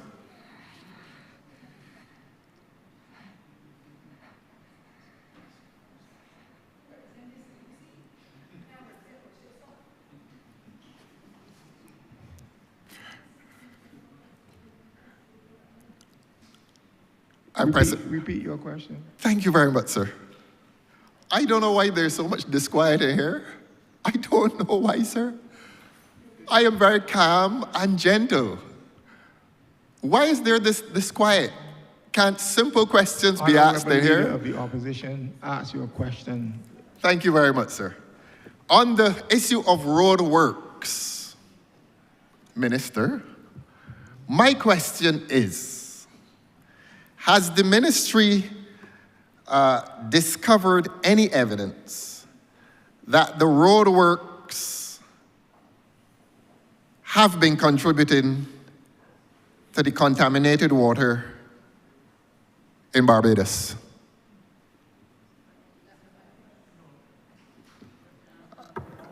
Thank you, Chair. Honourable Member. Motion again, sir. They're trying to decide who to answer, who is the answer. Honourable. I've asked the question, sir. Honourable Member. Well, then allow the minister to answer. Exactly. But I was asked if that is something. Allow the minister to answer and desist from interrupting. For your sake, sir, would you like me to repeat the question? No. About 10 people say no. This is a dictatorship. Honourable. Thank you, Mr. Chair. It is clear to me that just about everything has gone wrong with the Democratic Labour Party leadership. No, that's not an answer. That's not an answer. And the simple answer to your question is no. There was just a ruling on relevance.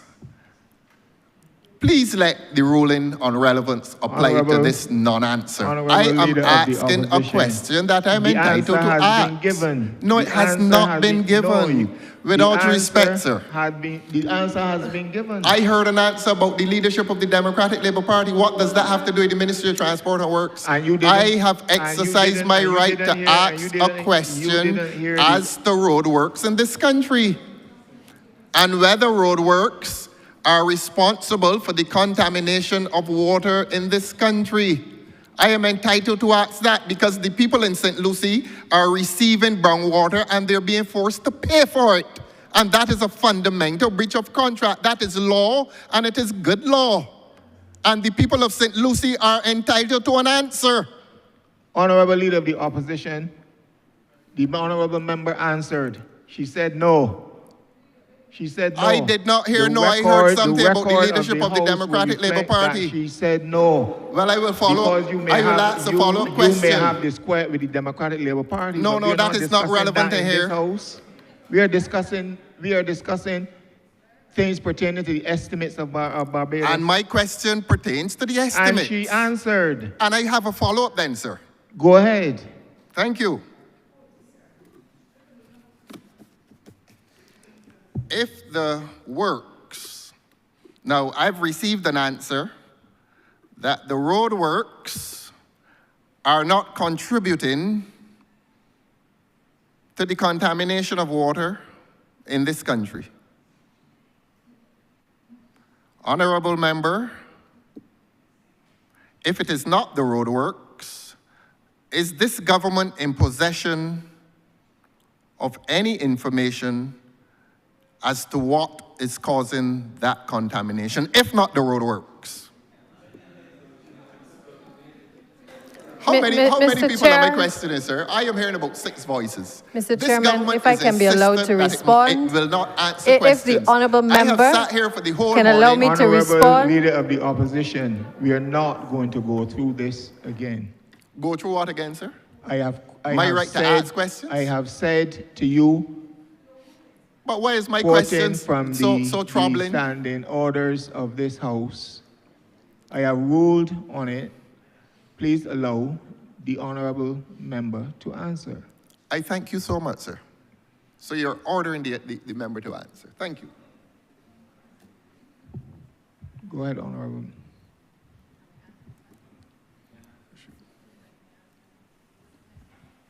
It is not a relevant question.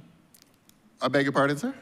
But you've asked the member to answer. If the member is unable to answer, I will go on to the next question. The record will reflect. Mr. Chairman, I think the country is well aware that we have been replacing water mains that are over 100 years old. I'm not sure to what the honourable member is referring to when he speaks of contamination. I think that's the first thing. Brown water is also caused as a result of the rust, sometimes from the same pipes that we are replacing, that his administration did not replace, did not care about the people sufficiently to be able to put a water mains replacement program in place. So to engage in a theater in this place whereby he is seeking to insinuate that we are in any way contaminating water is incorrect. The honourable member to answer. Whenever y'all can answer questions, it's about theater. Tell the people that enjoying the brown water that they're in theater as well.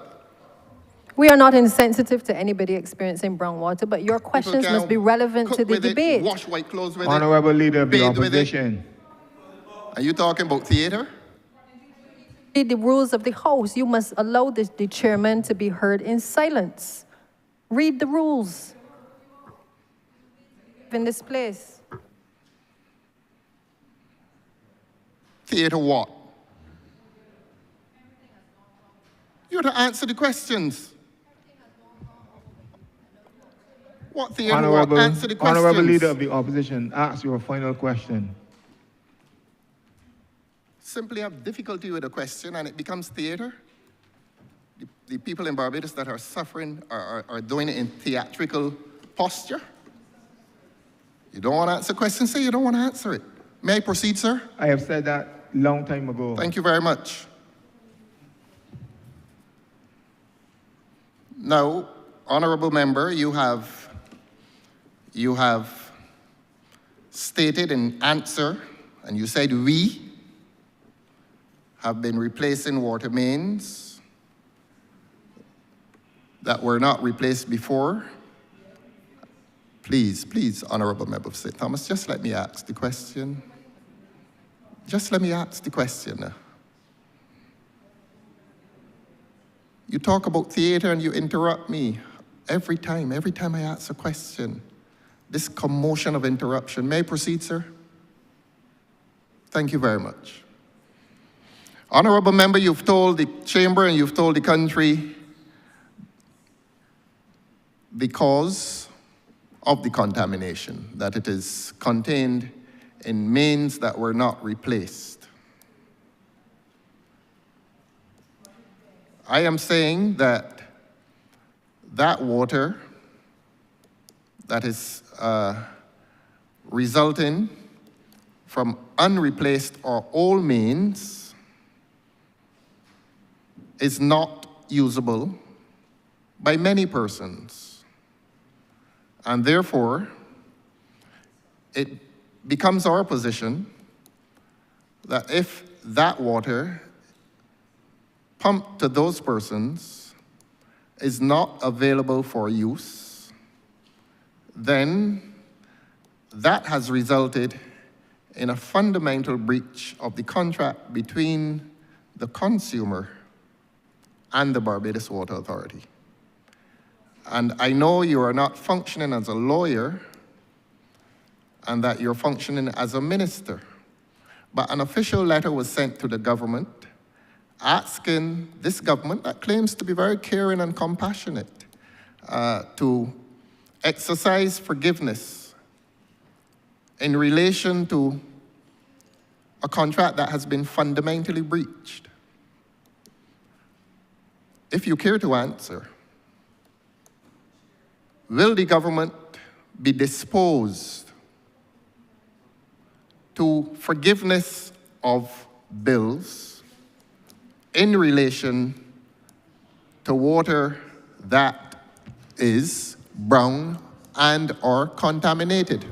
Mr. Chairman, the honourable member is taking advantage of his parliamentary privilege. He is irrelevant in his questions and he knows it. If he wishes to have a forum to discuss water issues, there are many opportunities for him to do so. But we are in the estimates debate. There are young people above me watching this debate and have been here the entire day. This is not the way that we conduct parliament. And the honourable member would do well to take the example from others who have come before him. Your Honor, my response, Honorable Leader, I am entitled to act Honorable Leader on a of matter the of public Honorable crisis. Leader of the Opposition, this is not relevant to this debate. I have ruled on it and you will not circumvent my ruling. No, Your Honor, and my response is, I have asked 2 questions previously. I have got 2 answers, and my present question relates to the content of the answers that I received. And the Honourable Member for St. Michael Southeast, gave an answer that the water, the contaminated water, derives from mains that were not repaired. Honourable member, Mr. Chairman, this member is misleading this place and seeking to mislead the public. And I dare say, you have the power of the chair. But so long as I have a microphone in front of me, I am going to interrupt him each time. I have not said that the water in any part of this country is contaminated. I simply sought clarity from him what he was talking about, because it is clear to me that he does not appreciate and understand the magnitude of the mains replacement program that this administration has to undertake. And I'm seeking to enlighten him, and he would do well to listen. Honorable member, you do not have to respond to an irrelevant question. Honorable Leader of the Opposition, I will proceed to the next member. Thank you. Honorable Member for St. Michael South.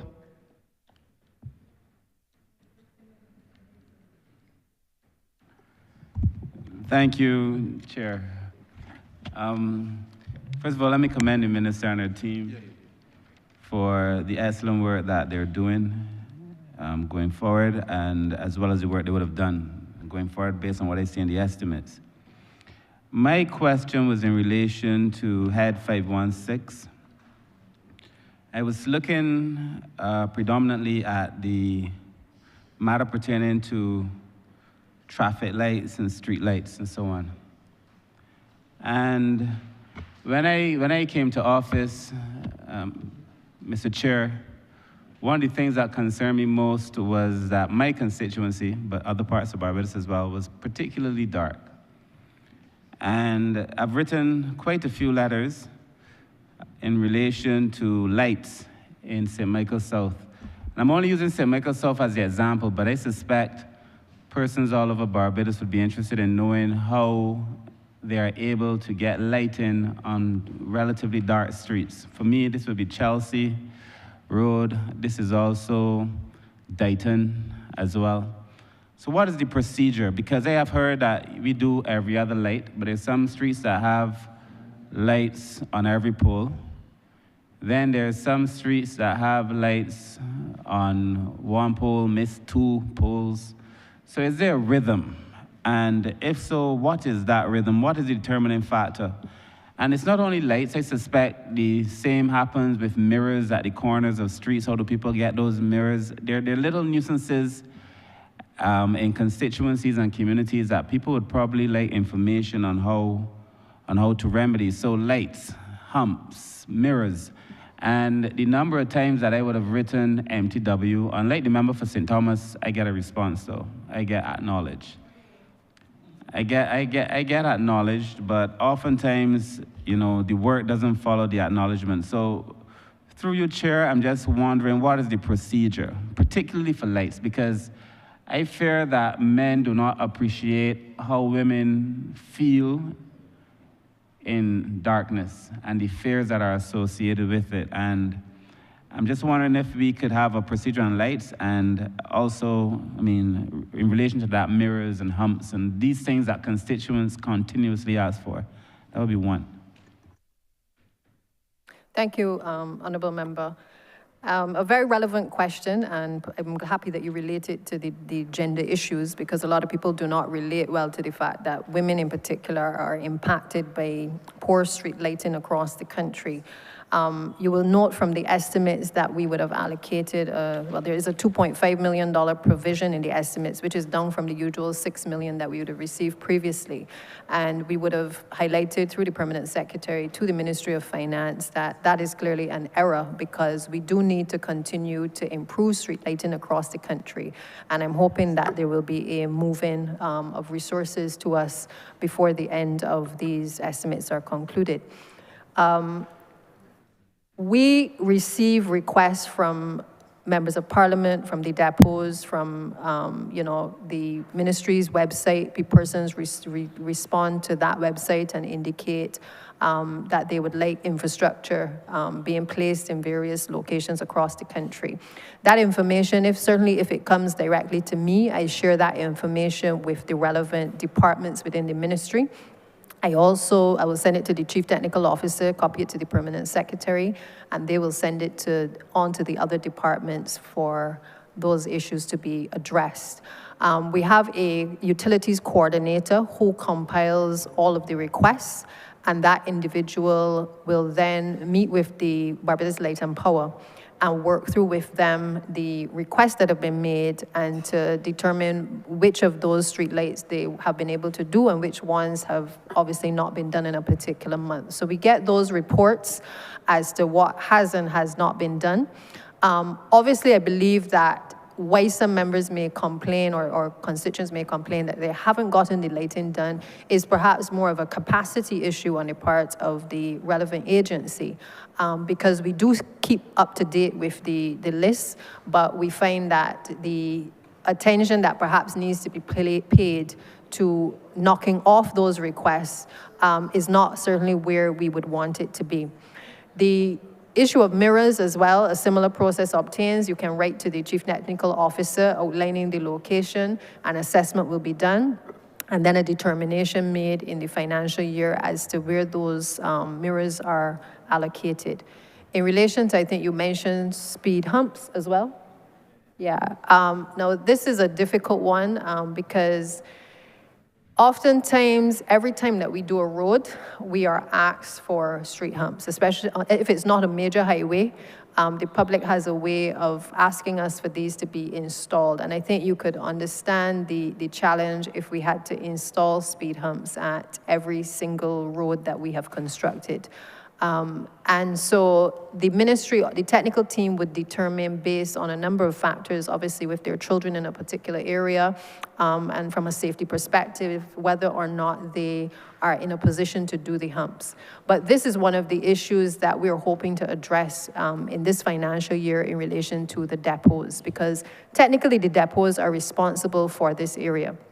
But in many cases, I would have to say that we've not been as effective in the output of responses for these types of works, which require artisans, they require skilled persons to be able to do it. What we are proposing in this financial year, again, is that where the ministry staff can undertake core services, like the installation of mirrors, the installation of speed humps, that we continue to do those things. But where we can map out the locations where these things can be done and where the specifications can be provided for them to be done in accordance with the standards of the ministry, that we're in a position to outsource to independent contractors to have those individuals being able to meet those standards to get the work done.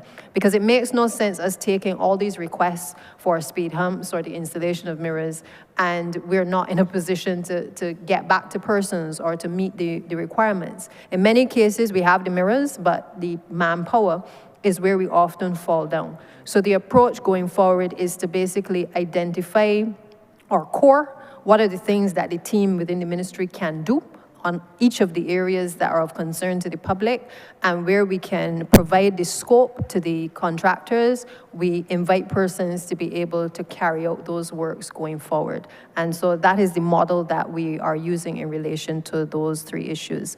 I would also want to take the opportunity to mention that independent of the street lights that we would source through Barbados Light and Power, there is also a donation from the People's Republic of China of 430 solar lights and lamps, which it is our intention to be able to utilize along Highway 2A.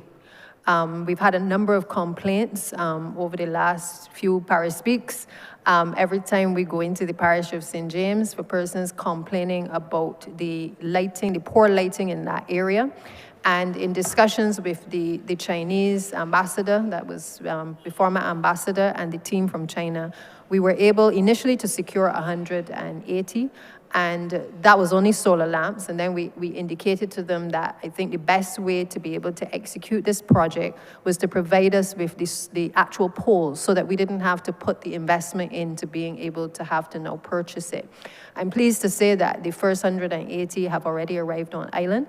The remaining ones are also in the port, and we are in the process of getting those out with a view to being able to undertake a pilot, which ironically is actually going to be in the Oistins area. So if the Honourable Member for Christchurch South had a problem before about us spending money in Oistins, he will have a bigger problem after today's session, because it is my intention and this ministry's intention to be able to light the area in and around the bus stop facility, exactly for the purpose that the Honourable Member for St. Michael's South mentioned, which is that we have a lot of females who traverse that corridor in particular.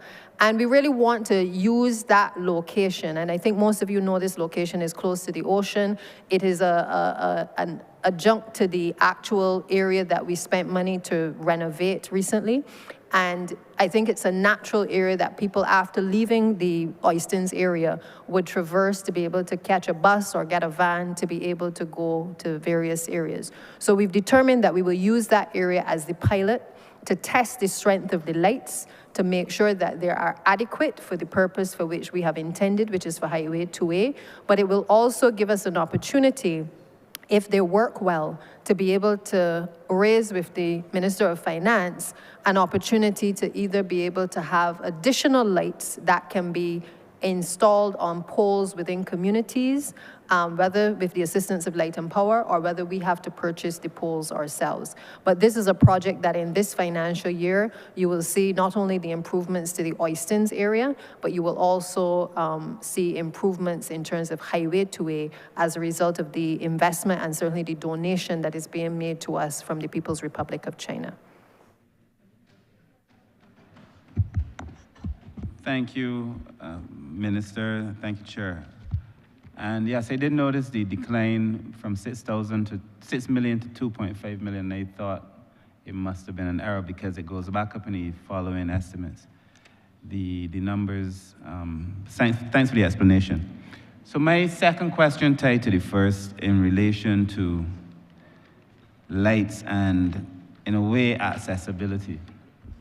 I have responsibility for persons with disabilities, and as persons are concerned about access to some of the the bus terminals, and being able to get into them, get out of them, seating when they're actually in the bus terminal has been a concern for persons with disabilities. Just the roughness, sometimes being able to get around through the bus terminals when they're the ones that are outdoors, it has been a major concern. And of course, I have an interest in making sure that that is rectified. But so that's 1A. But also in relation to the poles, the lights, the ones that speak and communicate so that people know they can cross the street at an appropriate time. I think all of our lights need to get to that point.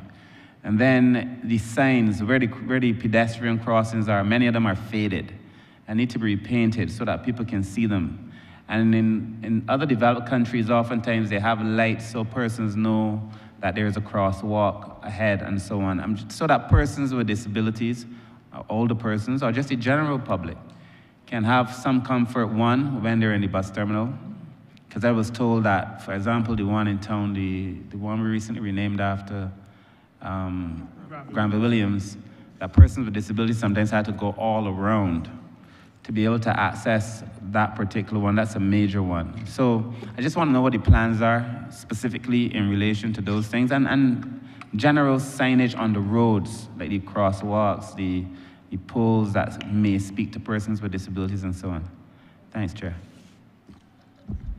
I can assure you, Honourable Member, that the Ministry of Transport and Works is committed to the tremendous work that you have been doing in the ministry, and certainly the Commission as well on disabilities.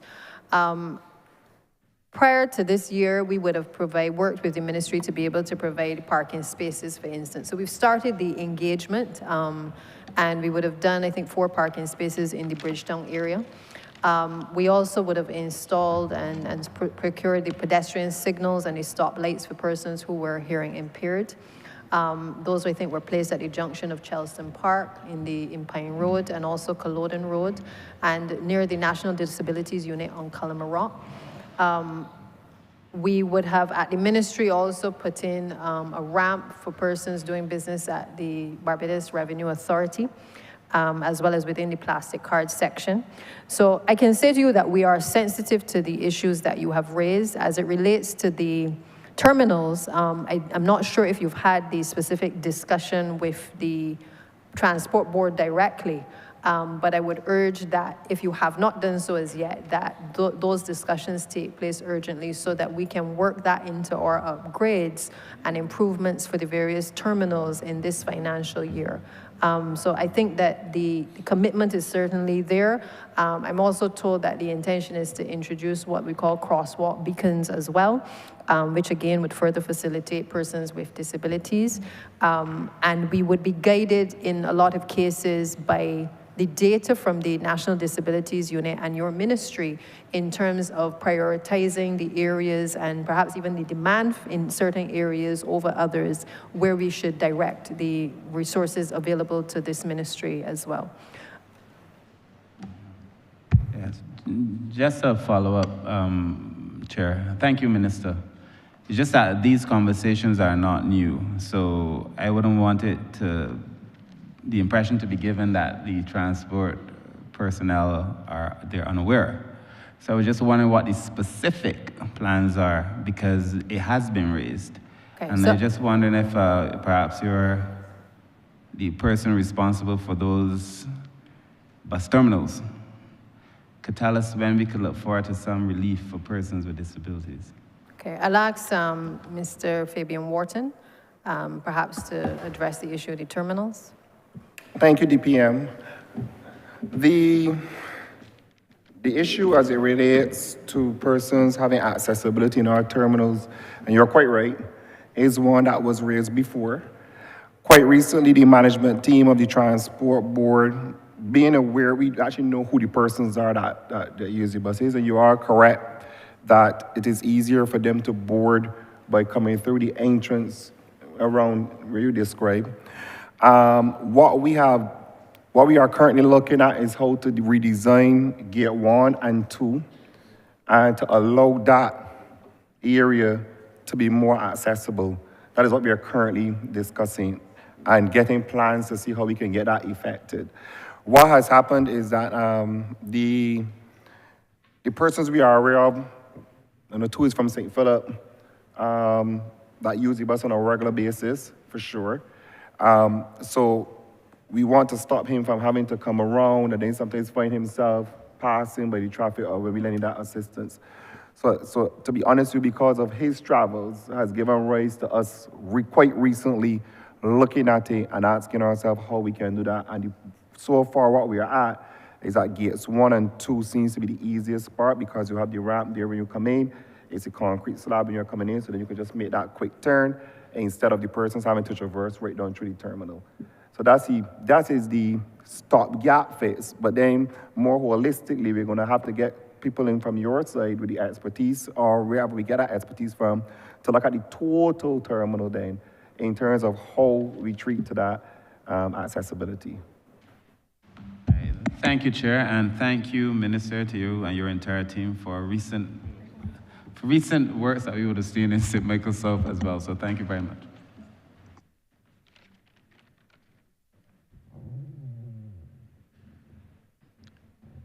Thank you. We are going until 5:45 this evening, and I'm going to ask, therefore, I'm going to try to quickly allow at least another 2 honorable members to ask your question, provided that you are brief. Christchurch, West Central, honorable member. Thank you, Chair. As brief as possible. I want to locate my conversation directly to head to support grant 0523, recognizing, of course, that the other aspects of what I wanted to discuss were thoroughly discussed by my colleagues. And I want to thank you for assuring and giving those persons of Silver Hill, Maxwell, Gull Hill, Vauxhall, the rest of the Caram assurance that the roadworks that were promised, I went on a tour with your officers, and I am sure that a promise made will be a promise kept. At 0523, there is a vexing issue. I've heard my constituents at clinic talk about the whole issue of licensing. And this is for persons going out to get their license. In ministries across Barbados, there are some issues that cause persons to give along stoops. And forgive the vernacular, Mr. Chair, along stoops.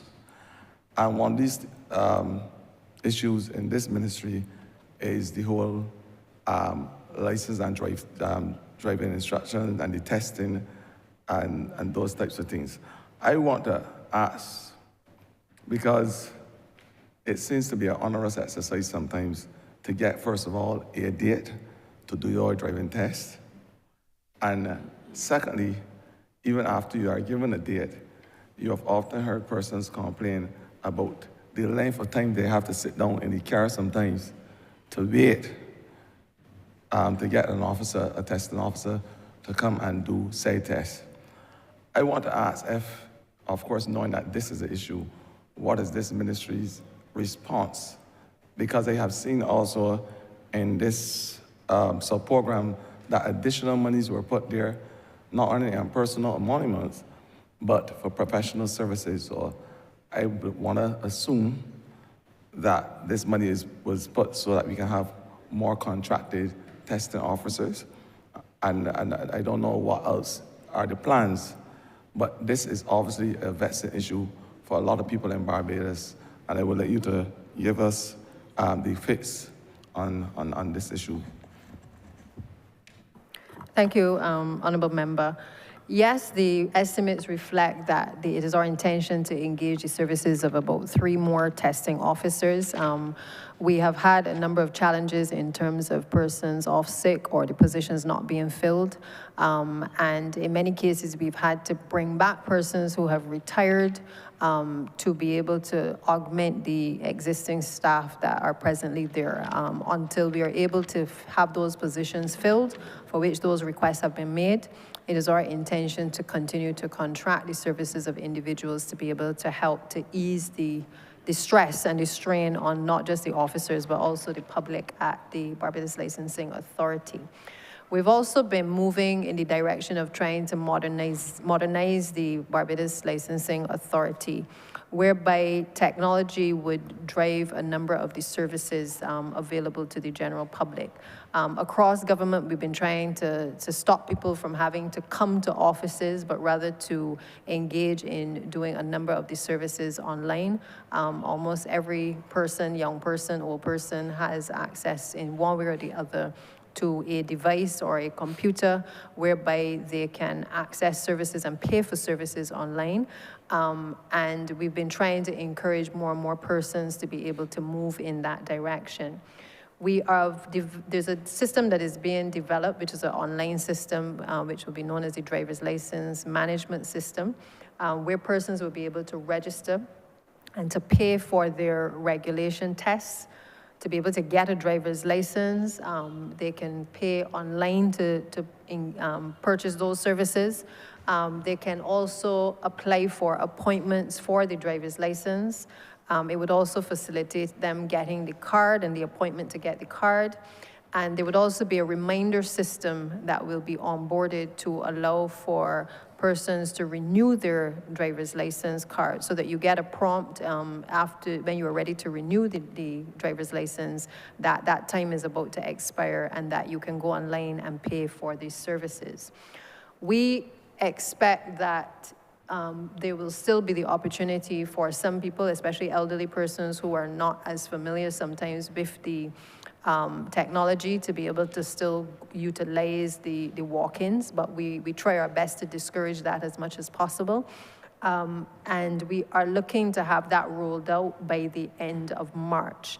It is currently with the ministry, missed in terms of looking at doing the penetration tests, which would allow, once that is done, for us to be able to launch it by the end of March. So I hope, Honourable Minister, that answers the question in terms of what is to come. It has taken a little while for the technology advancements in licensing authority to be rolled out, but we do believe that this would certainly go a long way in being able to ease some of the stress that the persons experience. We've also in the process, in these estimates as well, of upgrading the facilities at the Pine location to allow for persons using what will be the customer care section of the Barbados Licensing Authority to flow easily into the offices of the Barbados Revenue Authority also. We've opened up the space. We've already done the first phase of the renovations. I believe that we are simply now waiting on the Barbados Revenue Authority to give the green light for us to be able to retrofit 2 of their kiosks, because I am mindful that persons with disabilities should not have to walk on the outside of the building after engaging in services with the Barbados Licensing Authority to be able to go to the Barbados Revenue Authority to pay for services. And we have found a way, with the help of the architects, to be able to redesign the space to have a seamless flow through for the general public. So I think that is really the sticking point right now, but all of the other renovations have been done at the facility, and it is our hope that as soon as BRA is in a position to confirm that we can go ahead and start those renovations, that we will make that almost smoothless transition at the location in the coming months. Thank you. And finally, earlier you would have spoken about the technologies that are being invited into our whole road program as we battle the vagaries of climate change. I, for one, who sits in the armful loss of that discussion in the Ministry of Environment. I have an appreciation as it relates to how devastating climate change could be on anything, including roads. I know you would have spoken about the roller compacted concrete roads as one of the solutions being exploited. But I know that it is not the best kept secret in your ministry, that is also the intention and the idea of having the polymer modified bitumen road as a solution as it relates to increased durability, flexibility. The reality is that it has viscoelastic properties that normally the other roads don't have, and to be able to stop all those cracks and to keep the viability of the road for longer periods of time, I think that this is a good notion in terms of how we should be advancing road technology, repairs of potholes, etc. What is your ministry's intention to use this type of technology, and what are we doing so far in your ministry? Because I know that we would have started some experiment with that type of the polymers. Thank you, member, for your question. The polymer, we refer to it in ministry as solid earth, is a technology that we would have discovered 2 years ago when we traveled to Arizona for one of our road conferences, IRF conferences. And what we saw was a product that could be applied to the soil, and when allowed to harden, would make that soil hard like rock. And we felt that we can use that here, we could apply that product here in the Barbadian context. And we brought down a team from Arizona who trained up some of our NTW staff in how to prepare the polymer. It requires a mixing, a certain ratio of water to polymer to get that perfect mix. One of the challenges we would have discovered in the initial stages of using this is its soil types. It's soil that is found here in Barbados versus the soil that is found perhaps in places like Arizona, where there's a more desert-like environment, and that soil is very coarse and was well suited for the product.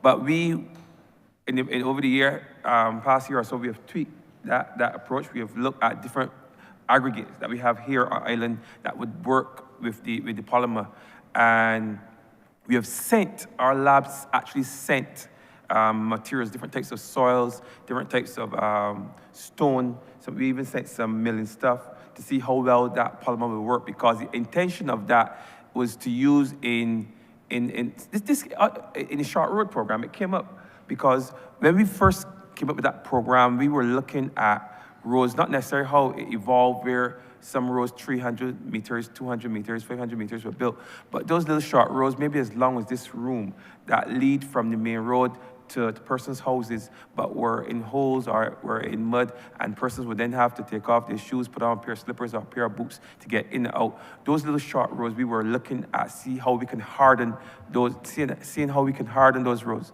So we were looking for a solution that was quick, that was easy, that was cheap, well, cost effective to approach those types of short, very short roads, or not driveways as such, because we know it, especially in the rural spaces. I see it sometimes in the urban space where people live in the back. We call it living in the back. You know, we have 2 or 3 houses up front, but there's a track that leads behind there, and persons have to walk behind there to get home. And oftentimes, that is just barely a cat road, if anything. So we were looking at those types of short roads.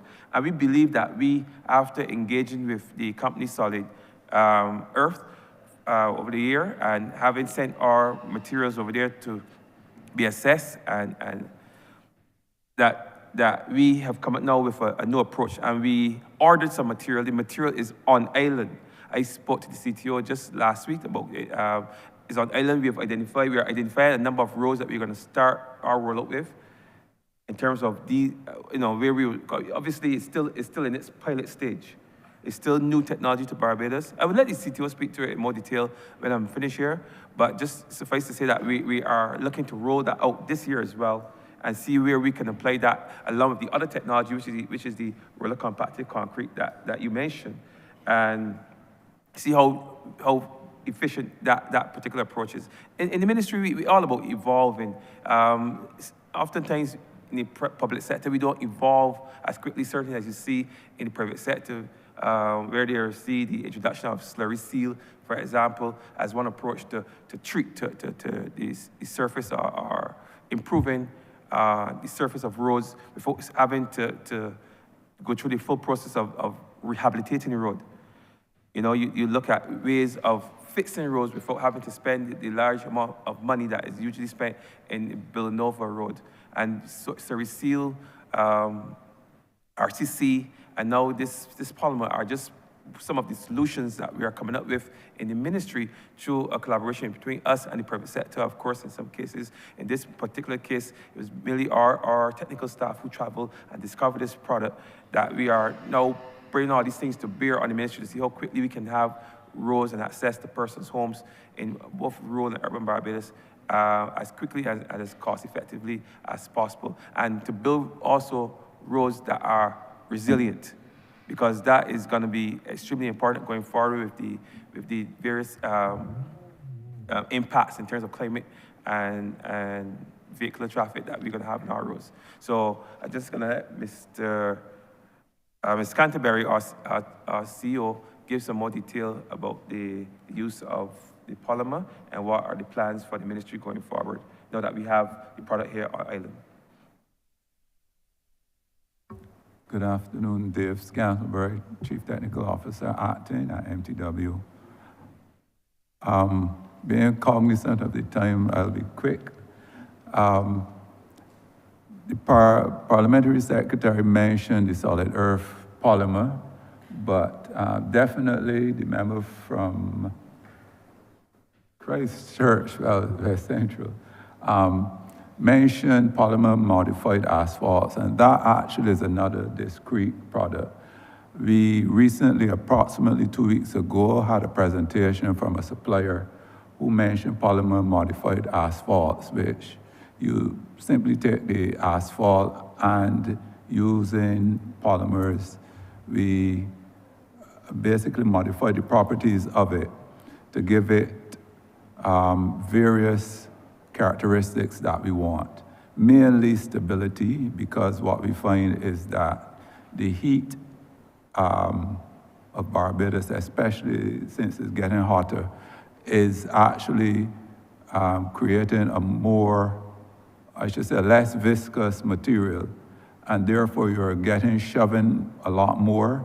The weights of the vehicles are causing shoving at roundabouts, especially as well as areas where vehicles stop. And therefore, what we would like to trial is a product which would stand up a little better to the heavier loads that we're getting now, as well as the heat that we are experiencing. Thank you. And most importantly for me is that it is a more environmentally friendly solution. That's it. Thanks.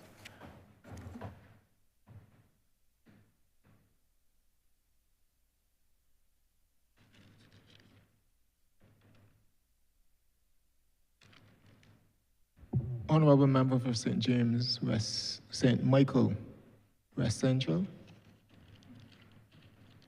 Thank you, Honourable Member, Chairman. I understand what it feels like to be sitting in the chair when you're Minister of Transport Works and Water Resources, but in this case, Minister of Transport Works, having had the honor to do so. Honourable Member, I would like to ask you, we have a particular challenge in my constituency, and when I speak, obviously I speak on behalf of the constituents of St. Michael West Central. And there's a particular road, the Fairfield Road to Cleavydale. I'm wondering if you can give us an update on that particular road, because it is a cause for concern in the constituency. And I think I will be very brief in this first question, by asking if you can provide us with an update. Thank you, Honourable Member. We had that particular road included under the roller compacted concrete program, but we have since, after discussions with the utilities and the technical team, determined that it would actually be better placed in asphalt. And so it has been moved into a different head of in terms of roadworks, it's been moved into a different priority under the asphalt roads that are to be done in the next financial year. And obviously, as a follow-up to that, I will obviously, from time to time, request roads. So I will leave those roads that I've requested to the ministry to, obviously, when resources are available, to help us out in the constituency. Another critical area in the constituency has to do with the Denton Road on the Grisette side of the constituency. There's a bridge at Denton Road, and when you have an opportunity, I shall be grateful to tour the area with you, Honourable Member, and your technical team. Of course, even though you would reassure residents regarding the road and that things will happen, I believe that the bridge is in urgent need of attention because we have a lot of traffic, including commercial vehicles such as the Transport Board and the ZR route taxis who ply that route. And I would therefore, I know that there's provision within the estimates for reconstruction and further works to do with bridges, and therefore would ask you to look into that with your technical team, and I will make myself available if you so desire to have a tour with you so you can have an opportunity to look at it firsthand as we go through. So that's the road, and unless you can provide us with an update, no, Madam. It's not a road, Honourable Member, that stands out in my mind. I think most of the others do. And it means that it perhaps is not actively on the agenda at this point in time, but I will certainly ask the team to assess the road and let us meet with you to be able to see exactly what we can and can't do. If it can have some maybe patching or whatever done, then fine. If it is for full reconstruction, well, I think you know better than anybody what is likely to happen. But I think the first thing is to meet and to assess it. Yeah. And thank you very much for that. Because I know there's been a lot to talk about, obviously, climate change and the rainfall and so on. And even though we can put measures in place to mitigate drainage, which I also believe stems from a lot of the upstream. And I know that the drainage unit has been working assiduously on several projects across Barbados, dealing with the ponding of water upstream, which could protect our roads and our bridges.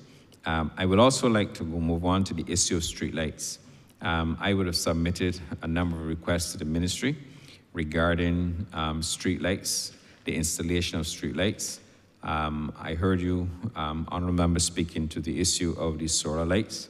I too would like to ask if there is for a pilot project in place to obviously have St. Michael West Central, including the pilot project, because as we well know that, especially when crimes are being committed, we can use street lighting as a prevention, one of the prevention methods in order to highlight areas. And in a time when people obviously have some concerns about safety and security, I think the whole question of street lighting, but I would have submitted a number of requests to the ministry, so I shall be grateful if at all possible you can provide a response to us now or at a later date regarding the installation of street lights in St. Michael West Central. I think the concern raised, Honourable Member, is one that almost every member in this chamber will probably be equally able to raise in terms of street lighting. I have my own concerns in St. Michael Southeast, and so I appreciate the issue of safety as it relates to poor lighting. What I will say, though, is that if we are able to secure additional solar lights, I think one of the first priorities that we would look at would be a conversation with the Honorable Attorney General and the Commissioner of Police to be able to look at those areas which are, in a sense, red flags, whether those are the city areas, whether those are high traffic areas where people are traversing in and out of communities. I think it would be done first and foremost with the guidance from the police, particularly because they have raised with us certain trouble areas that are cause for concern, where people may be robbed from time to time, or women have been sexually harassed in certain areas. So I would certainly pay attention if you have specific areas in the community that you would wish us to place the lights, but I would certainly be guided first and foremost from a potential risk of crime being the first priority, and then perhaps looking at the other areas thereafter. Of course, I cannot anticipate the quantum of the lights that we will get, but once we get the numbers that would allow us to be able to service all constituencies, we will definitely deploy accordingly. And thank you for that. I certainly support the whole issue of the street lights, solar lights, and so on, because when I look at your sub-program 524, and I saw what was budgeted, I'd ask myself a question, but having heard from you that obviously the government plans to pursue a program of solar-powered lights, it would explain the reduction that we would have had in this year's estimates, forthcoming year's estimates, that is, compared to the current year. And I want to salute and recognize that initiative, and I will continue to make the case for St. Michael West Central insofar as additional lights when we get them. I've had the pleasure of traveling elsewhere, and I see the value of the solar lights and what they do to communities, and I am very pleased that Barbados will be going in that direction insofar as the solar lights. But on the last point, I just want to, on the issue of drainage as well, like I said, I know the job is very difficult for the officers within the drainage unit, having worked there, like I said, with the team before. But I think that we should pay particular interest to the ponding of water upstream. It has worked in St. Peter, St. Lucie as well, and I think that if we can, obviously the pond, as we all know, is an area where you excavate, you allow the water to settle, it will flow into the aquifer, obviously help to replenish the aquifer that would allow us to have more water within Barbados. But I think that issue of ponding water should be dealt with, because when you, for example, if you start from in the constituency of St. Michael North, which is a adjoining constituency, and the water flowing, coming down through to West Central, it finds every water course, every canal, and it causes no shortage of challenges relating to the blockage in canals and water, sometimes even compromising property. So I think that's an opportunity. If obviously within the resources of the ministry, if we could look at ponding the water upstream in an attempt to reduce or mitigate, I should say, mitigate a lot of the flooding that comes through and the associated challenges with blockages within communities, thus contributing to flooding. Thank you, Mr. Chairman. Thank you, Honourable Member for Christchurch East. Mr. Chairman, I beg that you do not report progress to His Honour the Speaker. I beg for leave to sit again. The question is that I do not report progress to His Honour the Speaker. Beg for leave to sit again. All honourable members in favour, say aye. Aye. Honourable members against, say no. I think the ayes have it.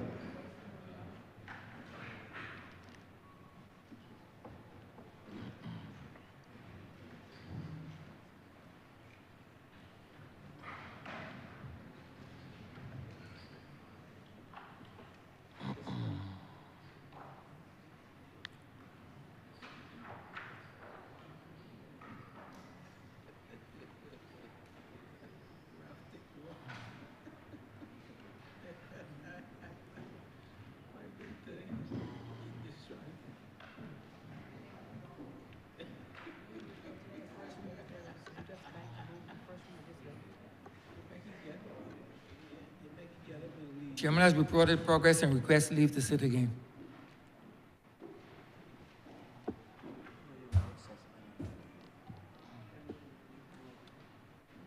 They want another bill.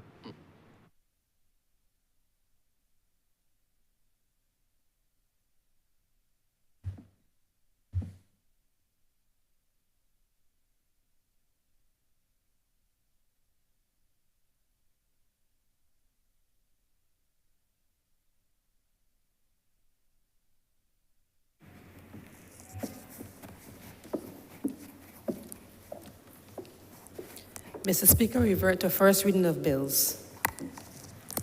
I member Christchurch East.